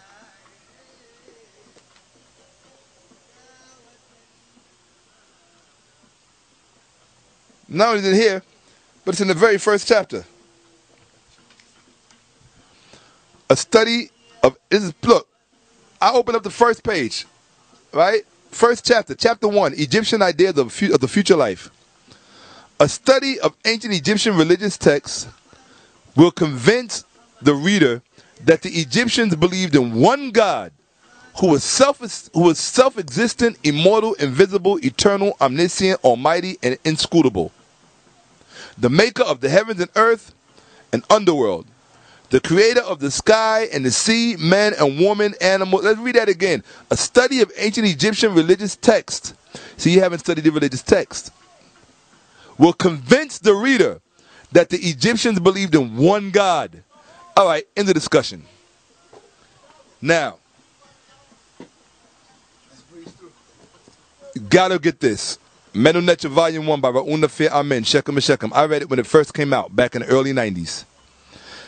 Now, what the Nuwapians aren't going to like is that when this book first came out, this is the book that made Malachi Z. York shift from the whole Wichita, Moorish, Hebrew, Rabboni thing. He shifted from all of that back to Egypt because of this book. Because of Medu Neter Volume 1. When this book came out, I know because I was working for the store that was selling it when it first came out. I used to work for A&B Books. That's why I know so much about this literature. A&B Books was the main black bookstore that was putting all of these black books that y'all see right now and all of these bookstores out here. A&B Books, Lucina Publishing, Black Classics Press. I used to work for these people. Okay, but anyway, I used to work for A&B Books in Brooklyn. Anybody who's a black book collector knows A&B Books.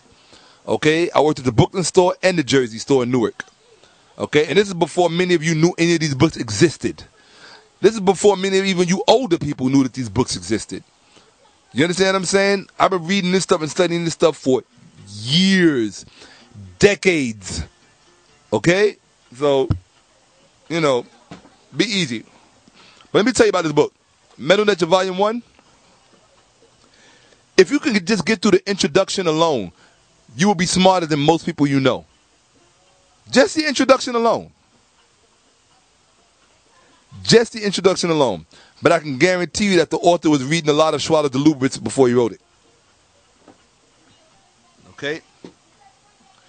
The Teachings of Tahotep, the oldest book in the world. This was put together by a clinical psychologist, educational psychologist, Asa G. Hilliard III, out of Atlanta State College. Okay? This man was a hella scholar. Hella scholar. Okay? That's the Sirens. They're on their way to save the see-through black Hebrew Israelites because Shaka Amos is coming. Alright? Again, Osiris and the Egyptian Resurrection. Volume 1 this time. You want to get it. Trust me. Alright? The Africans who wrote the Bible, I showed you that already.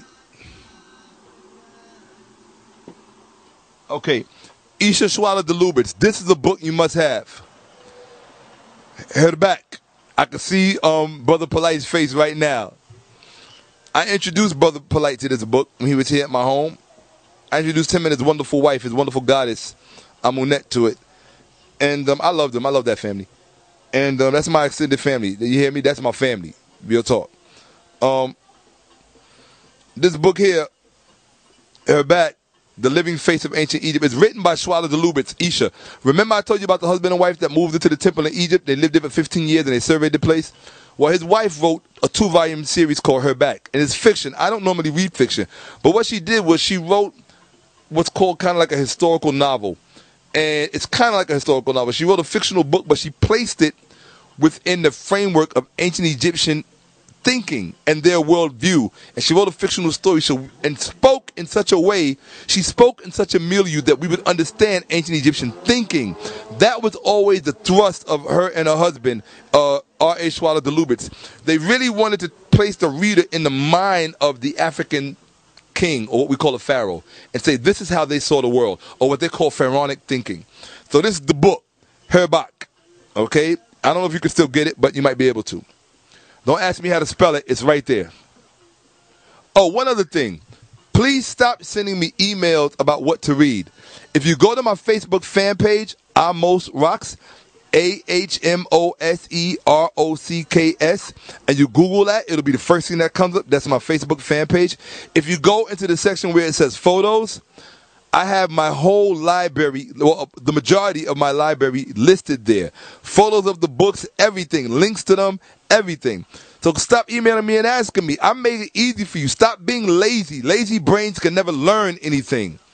All right? Exercise your brain. Go and look around my fan page and spend time on it. You'll see things. It says my whole personal library. It literally says, so that you don't have to wonder what I'm thinking, here's my library. Go look at it. Stop sending me questions about what to read. This is a must-have. I think I showed you this before.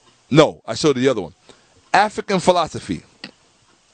This book alone right here, you could put the whole Hebrew Israelite community to bed. This one right here, I don't even need my other stuff. This one right here will put you to bed. I'll put that ass to sleep. Real talk. I will have that ass slobbering like, real talk. Got to read the book. But see, they're not going to read this because it's too thick. Theophilo Benga, African Philosophy, the Pharaonic Period, 2780-330 BC. Did I read it? You wouldn't see my highlights inside if I hadn't read it. I don't highlight nothing I ain't read. And it has the original Kemetic text inside. So we know that the author knows what he's talking about. We got transliterations and translations.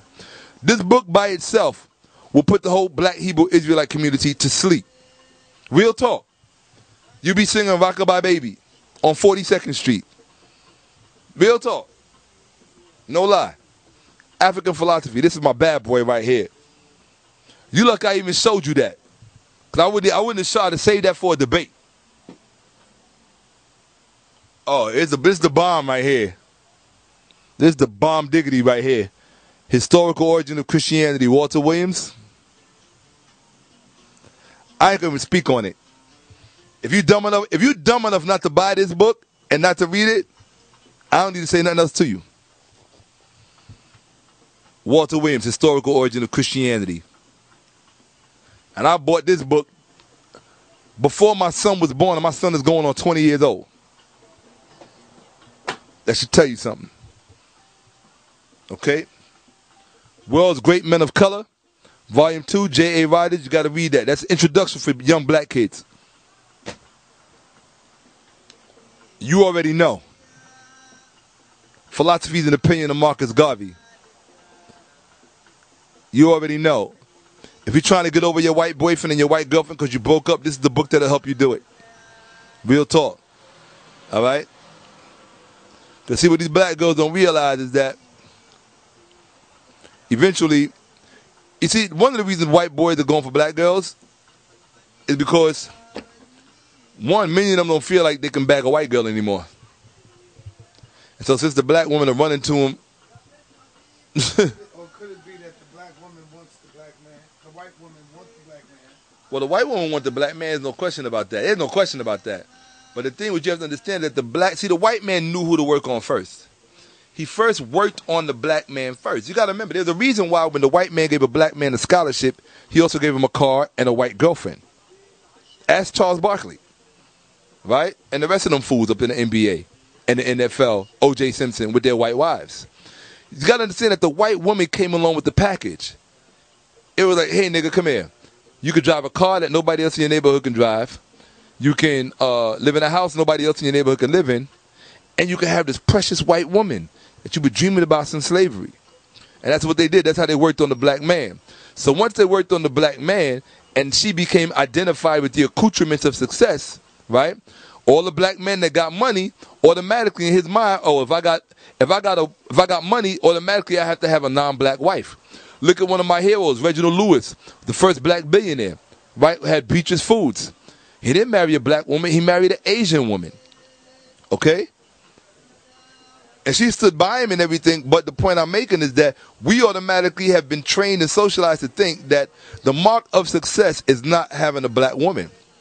Yet we are too stupid to even look at the greatest examples in front of us. The two most, I hate to say it, two of the most powerful men in the country, believe it or not, is Obama and his friend Jay-Z. Yes. Jay-Z got a little more power than you might think. Okay? Point I'm making is that both of them got what color wives? Black wives. And you would think young black girls would peep that. Right? Okay, now I'm gonna put you up on game. If you want to become a bad mofo with black history, The African origin of civilization, myth or reality. I'm tired, folks.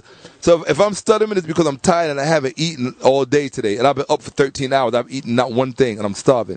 So, The African Origin of Civilization, Myth or Reality by Cheikh Anta Diop. And the subtitle, which I love most of all, the history of black Africa will remain suspended. I can't read it because the writing is too small and the lighting is the writing is too small. Okay, I confess, I wear glasses when I read. I didn't want anybody to know that. I don't care, right? But I need reading glasses, so. But anyway, read this book. Okay, now the secret to this book is the footnotes. See, if you read the book and don't read the footnotes, you're going to miss out on the best part of the book. The real nuggets in this book are in the footnotes. If you ever want to buck somebody down and break them down to their knees in a debate or embarrass them in the middle of the street, this is the book you want to use. But you want to use the footnotes. Because when you read the footnotes, you'll understand the meat of the book. Okay? So, Cheikh Anta Diop, African Origin of Civilization, Myth or Reality. All right? What else? What else we got here? If you want to know how bad the ancient Egyptians was with medicine, the Turin Papyrus, The Secret Medicine of the Pharaohs. This is a must-read. You got to read this. Must-read. Secret Medicine of the Pharaohs. It goes in deep. Since they want to claim that Imhotep was a black Hebrew Israelite, but they can't tell you anything about Imhotep and medicine and what he did with regard to being a physician, you need to read this book, Black Hebrew Israelite, so you can finally start to know what you're talking about. Because you don't know what you're talking about when it comes to anything, to be quite honest. Okay? And you know what? You're smart not to debate me, because if you knew what I had waiting for you, Black Hebrew Israelites, for that upcoming debate that you backed out of and ran away from, you would all be patting each other on the back, saying, we dodged a bullet. Yeah, real talk. But they really didn't, because you're going to do the lecture. Because I'm going to do the lecture anyway, so they still didn't dodge no bullet. Real talk. If you don't come out after I do the lecture, then we really know what it is. Ooh. All right, these are some books by Dr. Bennett you probably don't have and never heard of. Africa, Nile Valley, People and Culture and History, a major problem for the ADL's hit squad, Anti-Defamation League. This is when he was going up against the Jews scholastically and wrote this. Good book. Oh, in fact, it's in this book that he shows where the Hebrews got their God from. And I'll show you. Nah, because motherfuckers want to talk shit. Hold up. Oh, this is a former Hebrew Israelite. It's a former Hebrew Israelite. In fact, I'm going to put my glasses on for you. I would never do this for anybody. Since the Hebrew Israelites want to talk shit. And they like to rely on Dr. Ben too. Well, Dr. Ben wrote We the Black Jews. All right. Well, let me show you what Dr. Ben said about Yahweh and the Hebrews. Okay? I'm doing this for House of Consciousness. And just so you can see, I'm not making this up. This is Dr. Ben's writing. I'll post it on your Facebook page if you want it. All right? It says, come to the original Holy Land, Abydos, Upper Egypt, Northeast Africa, for scenes of your African experience. This is a common scene in the tomb of many pharaohs. Remember, Moses as a priest learned all of this. Question: how did the ancient Africans of Egypt write Jehovah? Answer: the strangest chain of events in Egyptian religious history is topped by the 25th dynasty. It's topped by the 25th dynasty's divine emblem of the figure of one of the gods named Yahweh, Yahweh or Yahweh, etc., written in hieroglyphs, and they show the Egyptian hieroglyph for it. The first four letters mean divinity. The last is a picture of the God himself. Note that this Egyptian God was adopted by the Hebrews, colloquially Jews, in their own mythology about the creation of the world. That's what a former Hebrew Israelite born into the Falasha, Felahin, not the Falasha Beta Israel Hebrew community of Ethiopia said. That you got your God from ancient Egypt out of the tombs of the pharaohs, off the walls. And it's there documented on the walls of ancient Egypt. You plagiarizing motherfuckers. Oh. You plagiarizing motherfuckers. Yeah. You know what, brother? What? I don't think I should put this up, man. What you think, man? If I put this up, from Columbus to Castro, if you want hold up.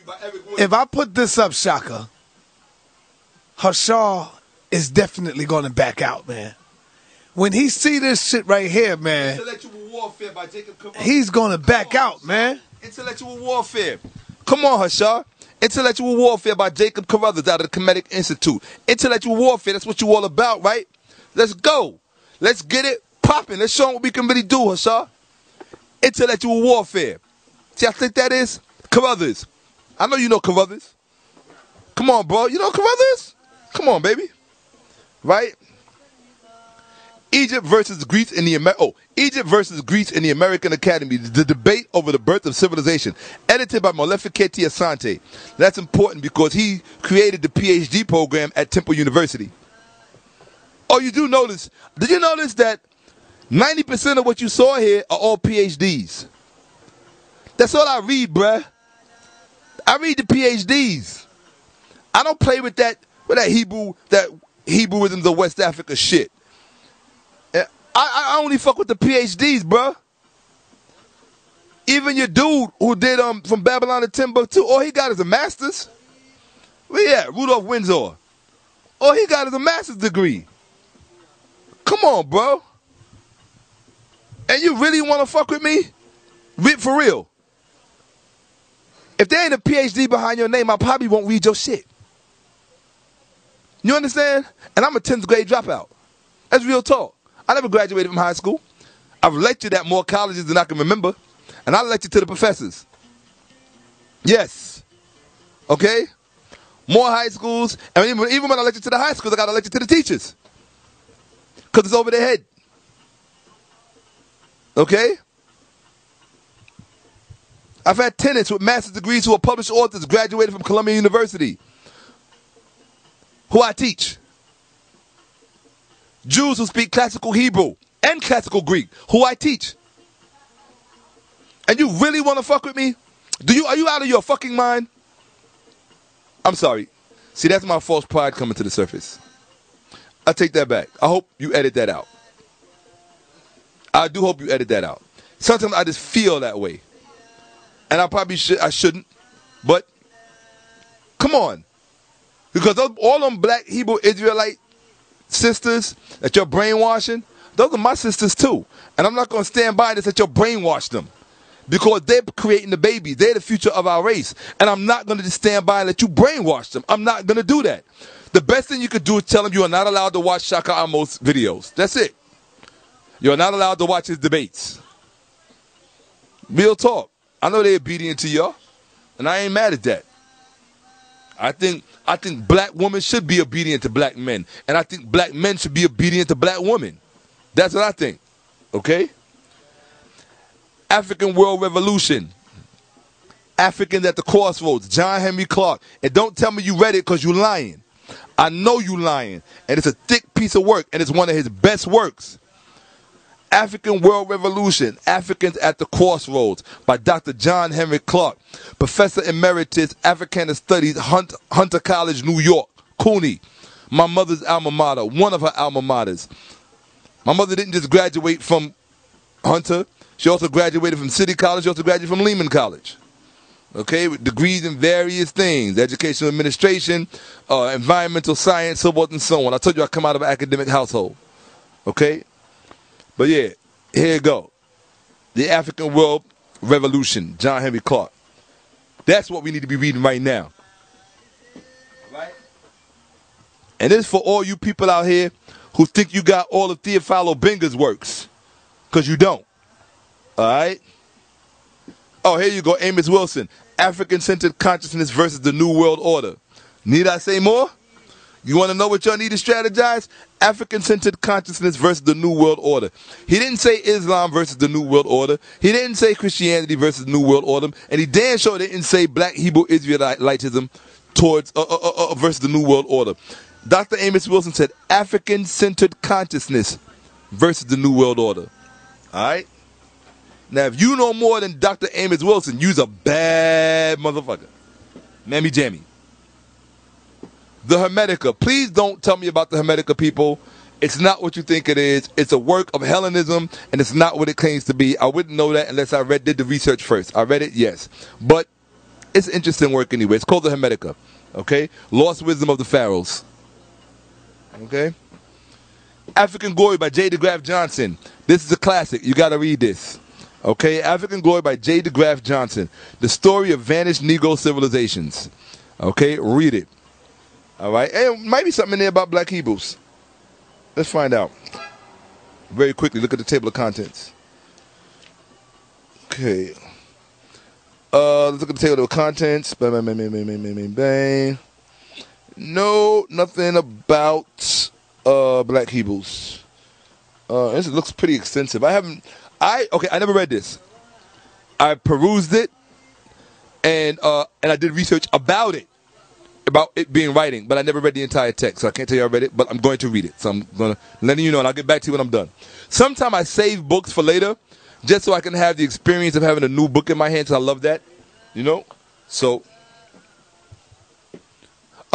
this is what the black Hebrew Israelites need to read. This need to be your new Bible.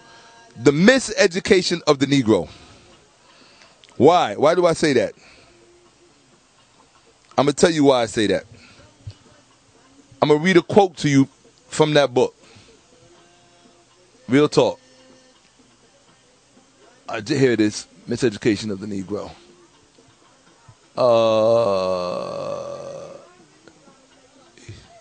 Okay, here we go. The Miseducation of the Negro. I'm going to enlarge it real fast. Bang, bang, bang, bang, bang. This is what the Miseducation of the Negro says. All right? This book, Miseducation of the Negro, it says, the educated Negroes have the attitude of contempt toward their own people because in their own as well as in their mixed schools, Negroes are taught to, what did he say? Negroes are taught to admire the Hebrew, the Greek, the Latin, and the Teuton, and to despise the African. Educated Negroes have the attitude of contempt toward their own people because in their own as well as in their mixed schools, Negroes are taught to admire the Hebrew, the Greek, and the Latin, and the Teuton, and to despise the African. Carter G. Woodson, Miseducation of the Negro. Now, why is that important? Because I told you that the author of From Babylon to Timbuktu went to a Jewish college in Philadelphia. Those are the kind of Negroes that he's talking about. Those miseducated Negroes who were educated by Jews themselves. If you look at all of the sources that he uses in that book and the professors that he uses to validate his positions, they're all Jews who wrote for the Jewish Quarterly, which was the main publication for Jewish scholars coming out of Philadelphia. I know more about the Jewish Quarterly than you will ever know. Ever. All of you put together. I know more about that publication, who was involved with it, and what it did to their own scholars, when their own scholars told the truth. But y'all don't know nothing about that. Because I'm waiting for y'all to bring out them Dead Sea Scrolls. Because I'm going to show you how far I'm going to shove them back up in you. Real talk. This game goes so much deeper than you will ever know. There's a reason why I stayed from in front of the camera for a very long time. And I'm breaking a lot of rules just by doing this and by sharing these things with you. But I feel, fuck that. Black people have the African sacred right to know. Ignorance can no longer be a part of our families. Let me repeat that. Ignorance, no matter how much it's clothed in uniforms or literature, no matter what it is, ignorance can no longer be a part of our family. It can no longer be a family member. It is going out the door. That includes the Hebrew Israelite doctrine, the Islamic doctrine, and the Christian doctrine. They're all going out the door. Period. In ancient Egypt, Kemet will be left standing. Ma'at will be left standing. Hu and Sia will be on the lips of our children, coming from their hearts. for an eternity. Because we will all live in the Wimi Mehesu. Because the black Hebrew Israelites can tell you what a Wimi Mehesu is. We will all be living in the Wimi Mehesu. You believe it, see it, know it, live it. Because it's going down on House of Consciousness. Sun Edit TV. Real talk. Who think you read? I'm almost done. Theophilo Benger's work, Philosophy in Black Africa or Greece or whatever that a yellow cover was that I mentioned, and African Philosophy. Because you think you read all of Theophilo Benger's work. Well, when you can pull this out, then you can tell me you read all of his work.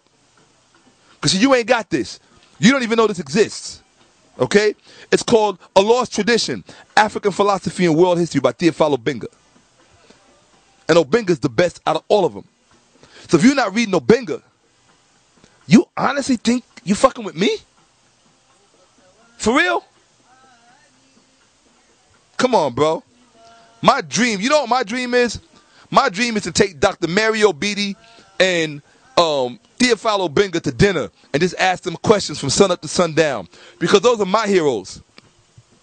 Dr. Mario Beatty, Theophilo Benga, Greg Kamati Carr, those are my heroes. The New Jack Scholars, y'all don't know nothing about them.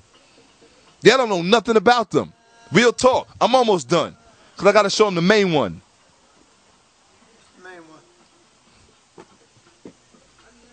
Y'all know about this. Okay? This is for the big boys. Matter of fact, let me show them the one you wanted them to see. All right, see? Now, this is for the big boys. This is not for the little brains. My black Hebrew Israelite community. Y'all know about this. This is not for the little brains. Especially for the women in that community who are homeschooling. If your husbands are not messing with this, then they're not teaching anything. Because they don't know anything about where their literature came from. Okay? This is the ancient Egyptian coffin text. Right? This is the ancient Egyptian coffin text. And these texts date back to, wow. I can give you an exact date. Give me 2 seconds. These texts date back to, go to the text. Here we go. Open up. And all I want, here we go. The coffin text date back 2181 BCE. Okay? The literature in this book dates back to 2181 BCE. Did I say that right? Yes, 2181 BCE. 2181 BCE. There was no Adam yet. There was no Eve. There was no Abraham. There was no Jesus. There was no Bible at this time. Okay? I'll say it again. 2181 BCE. Show me some documentation for Genesis at that time. Show me some documentation for Exodus at that time. Show me some documentation for Matthew, Mark, Luke, John at that time. Show me some documentation just for Genesis, the first book. If you can't show me a documentation for Genesis at 2181 BCE, you damn sure can't show me no documentation for anything else that came afterwards. Which means you stuck. Where you stuck at? What? You stuck in 900 BCE with Psalms and Proverbs, which came out of the Egyptian literature anyway? Have you got the documentation for that? Where you stuck at? You stuck in 6th, 7th century BCE? With most of that stuff in the Old Testament, which really came out later than that, actually. I got all the documentation, dude. All your Hebrew shit is brand new. All of it. All that shit is brand new. Compared to this, it's all here. You clowns are clowns, man. Real talk. I don't mean that, okay. I mean it disrespectfully. You know why I mean it disrespectfully? I'm going to tell you why I mean it disrespectfully. It would be different if we didn't have the evidence. And they said, well, oh, we didn't know. But the evidence is there and they're still arguing against it. I mean, come on. When do we grow up? And you say, oh, wow, here, honey, you know, I was wrong. You go home, you talk to your family, you have a talk, you say, look, I know I told you this, but The evidence now says this. Because if you're going to tell black people to go with anything other than evidence, you can't be on their side. I automatically win the debate. I'm telling black people go with the evidence. The problem between you and me is you don't know the evidence. And because I got to fix something my brother Reggie broke, my brother Polite, the young phenom, he blessed me with, it's a $500 book. The Elephantine Papyrus. I'm almost done with it. People, I went back to do a recursor on it. This is the only book I'm reading twice. Elephantine Papyrus. I got it. I ain't got to read it online and get excerpts from it. It's right here. You see, you can read this book, but you can't do with this book what I can do with it. Because you ain't got the rest of what I got in here. So when you read it, you're going to be like, oh, this means this. No, it don't mean that. Because I'm going to show you what it means. I got to backtrack and undo with some of what Brother Reggie did, and that's fine. And I'm speaking on it. That's right. I know what my brother did. He had his own reasons for doing it. Okay? I disagree with it. So I'm going to fix shit the way it's supposed to be. All right? Enough with the nonsense. Kemet, Tawi, Tameri. That's what it is. And all you black people walking around wearing Ankh tattoos and having Ankhs and this, that, and the other, don't let me catch you with no white boyfriend and no white girlfriend. Because if you want to know how Egypt fell, it was not the fault of the black woman. It was the fault of the black men in Egypt taking white wives and making mixed babies. That's how it fell. And I'm going to do a whole documentary on it. They say that a person ignorant of history is doomed to repeat his failures. So if we know that we fell the first time because of interracial marriage and interracial procreation, why are we doing it again? Because we don't see ourselves as a we. We don't see ourselves as a we until one of us gets shot in the back by a cop in the street. Then we are we. No, motherfucker, you got to be we even when you're dating. This is what they're not teaching you, and this is what they're not telling you. You got to be we even when we're dating. You can't say we and then go fuck a white boy and make a baby with him. You can't say we and then go fuck a white girl and make a baby with him and be talking about we. Nah. And then we when we get shot by these devils in the street. Or we find a noose on a black university. Or we find a brother lynched in Pennsylvania like they did this a few years ago. Then it's we again. No, it has to be we 24/7. It got to be we Marcus Garvey style. Real talk. I don't mean we as in French, we. No. We, usins. You feel me? I'm tired of you conveniently black motherfuckers wanting to be black when it's convenient. Because that's what our biracial brothers and sisters do, that shit. They black when it's convenient. Real talk. I see them. I know them because I live amongst them. I've dated them. I know them. I've been with them. They're my family. I talk to them. And if you talk to the honest ones, they ain't got to tell me because I already know. They act one way when they're around black people and they act another way when they're around white people. And the young ones are really good for that shit. Real talk. You understand what I'm saying? Yeah. So, one last one. Give me one last one. And yeah, I got Gardner's Dictionary of Grammar for Metal Nature, by the way. It's right here. Yeah, I don't have to go online and look at it. I can do the comparisons of the language and the etymology and the syntax itself within the Metal Nature and the hieroglyphics. Yeah. Okay?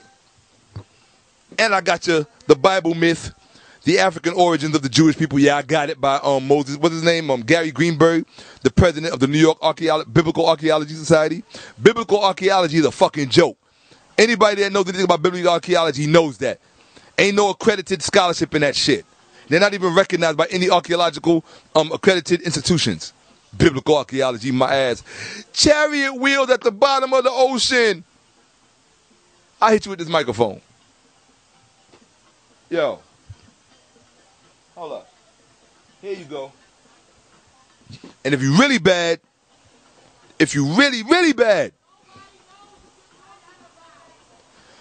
if you're really bad,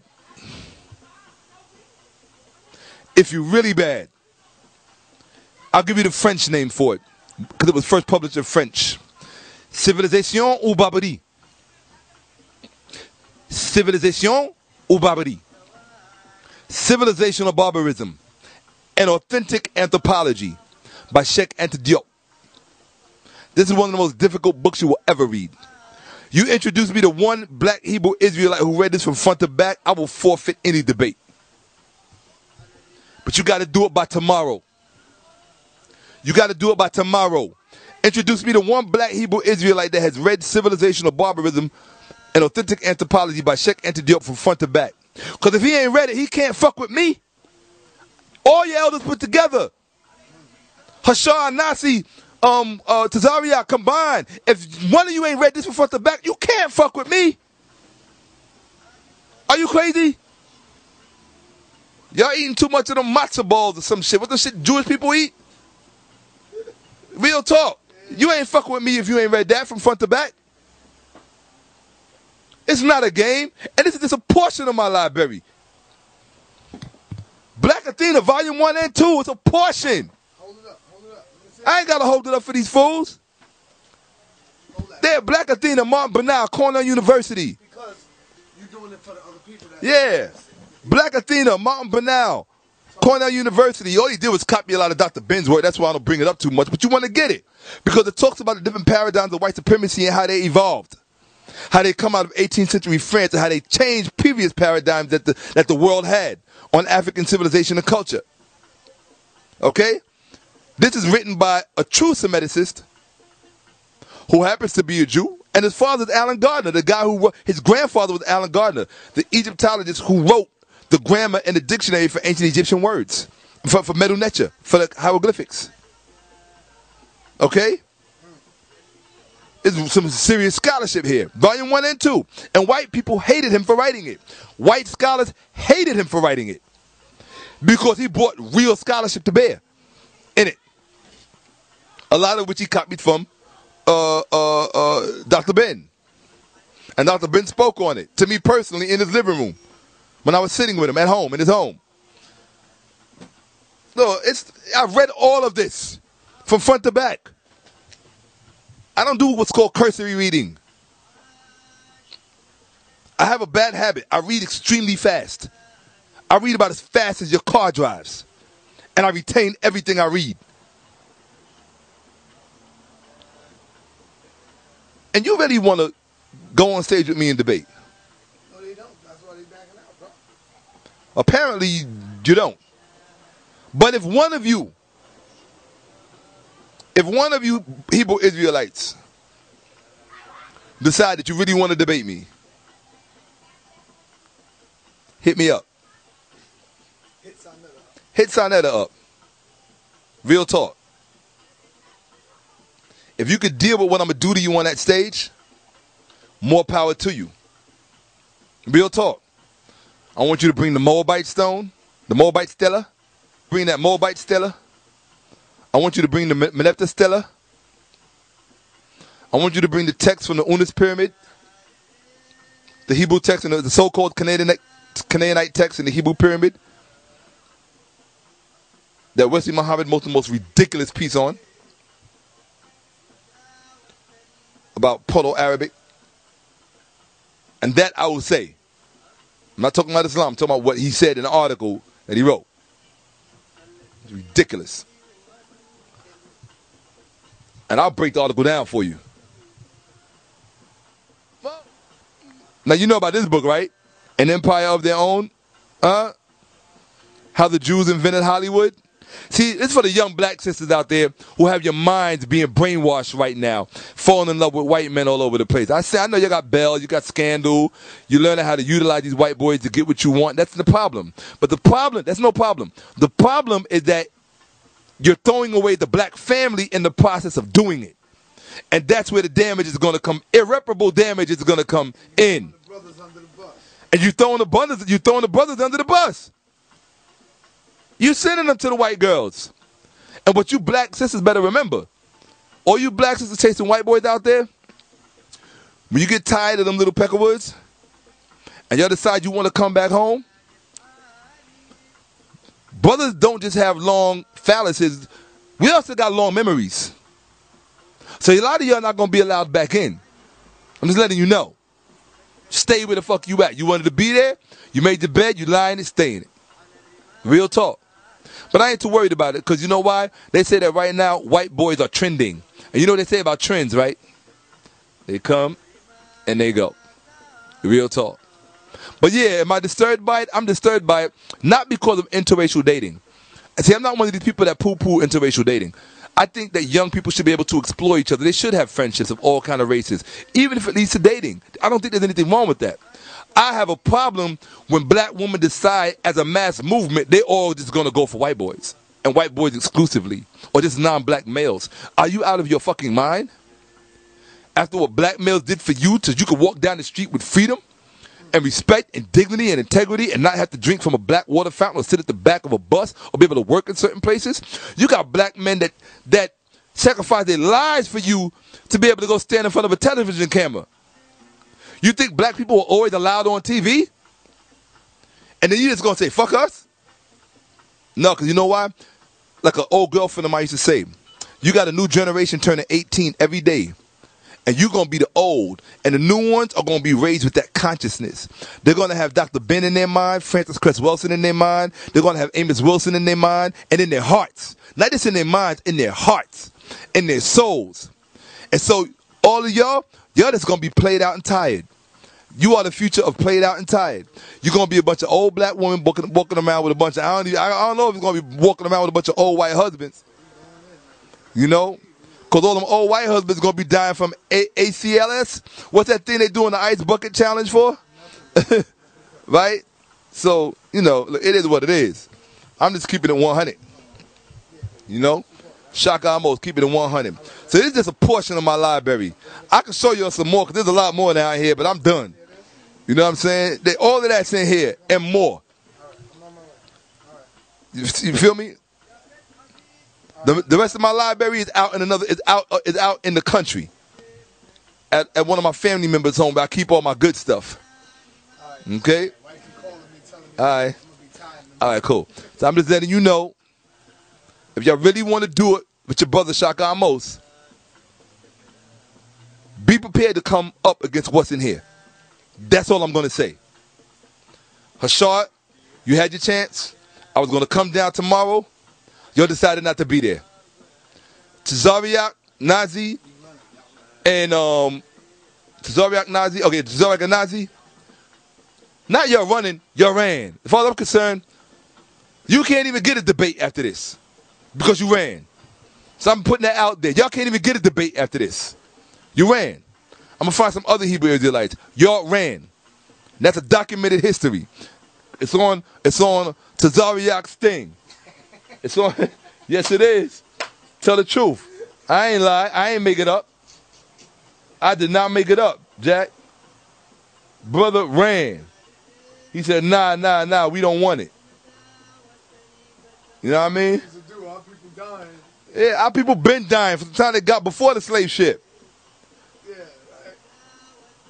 Real talk. Then he said, if you want to debate, come out on 125th, we out there. So you want to scream and yell because you got a mic there. Yeah, I'm not doing that shit.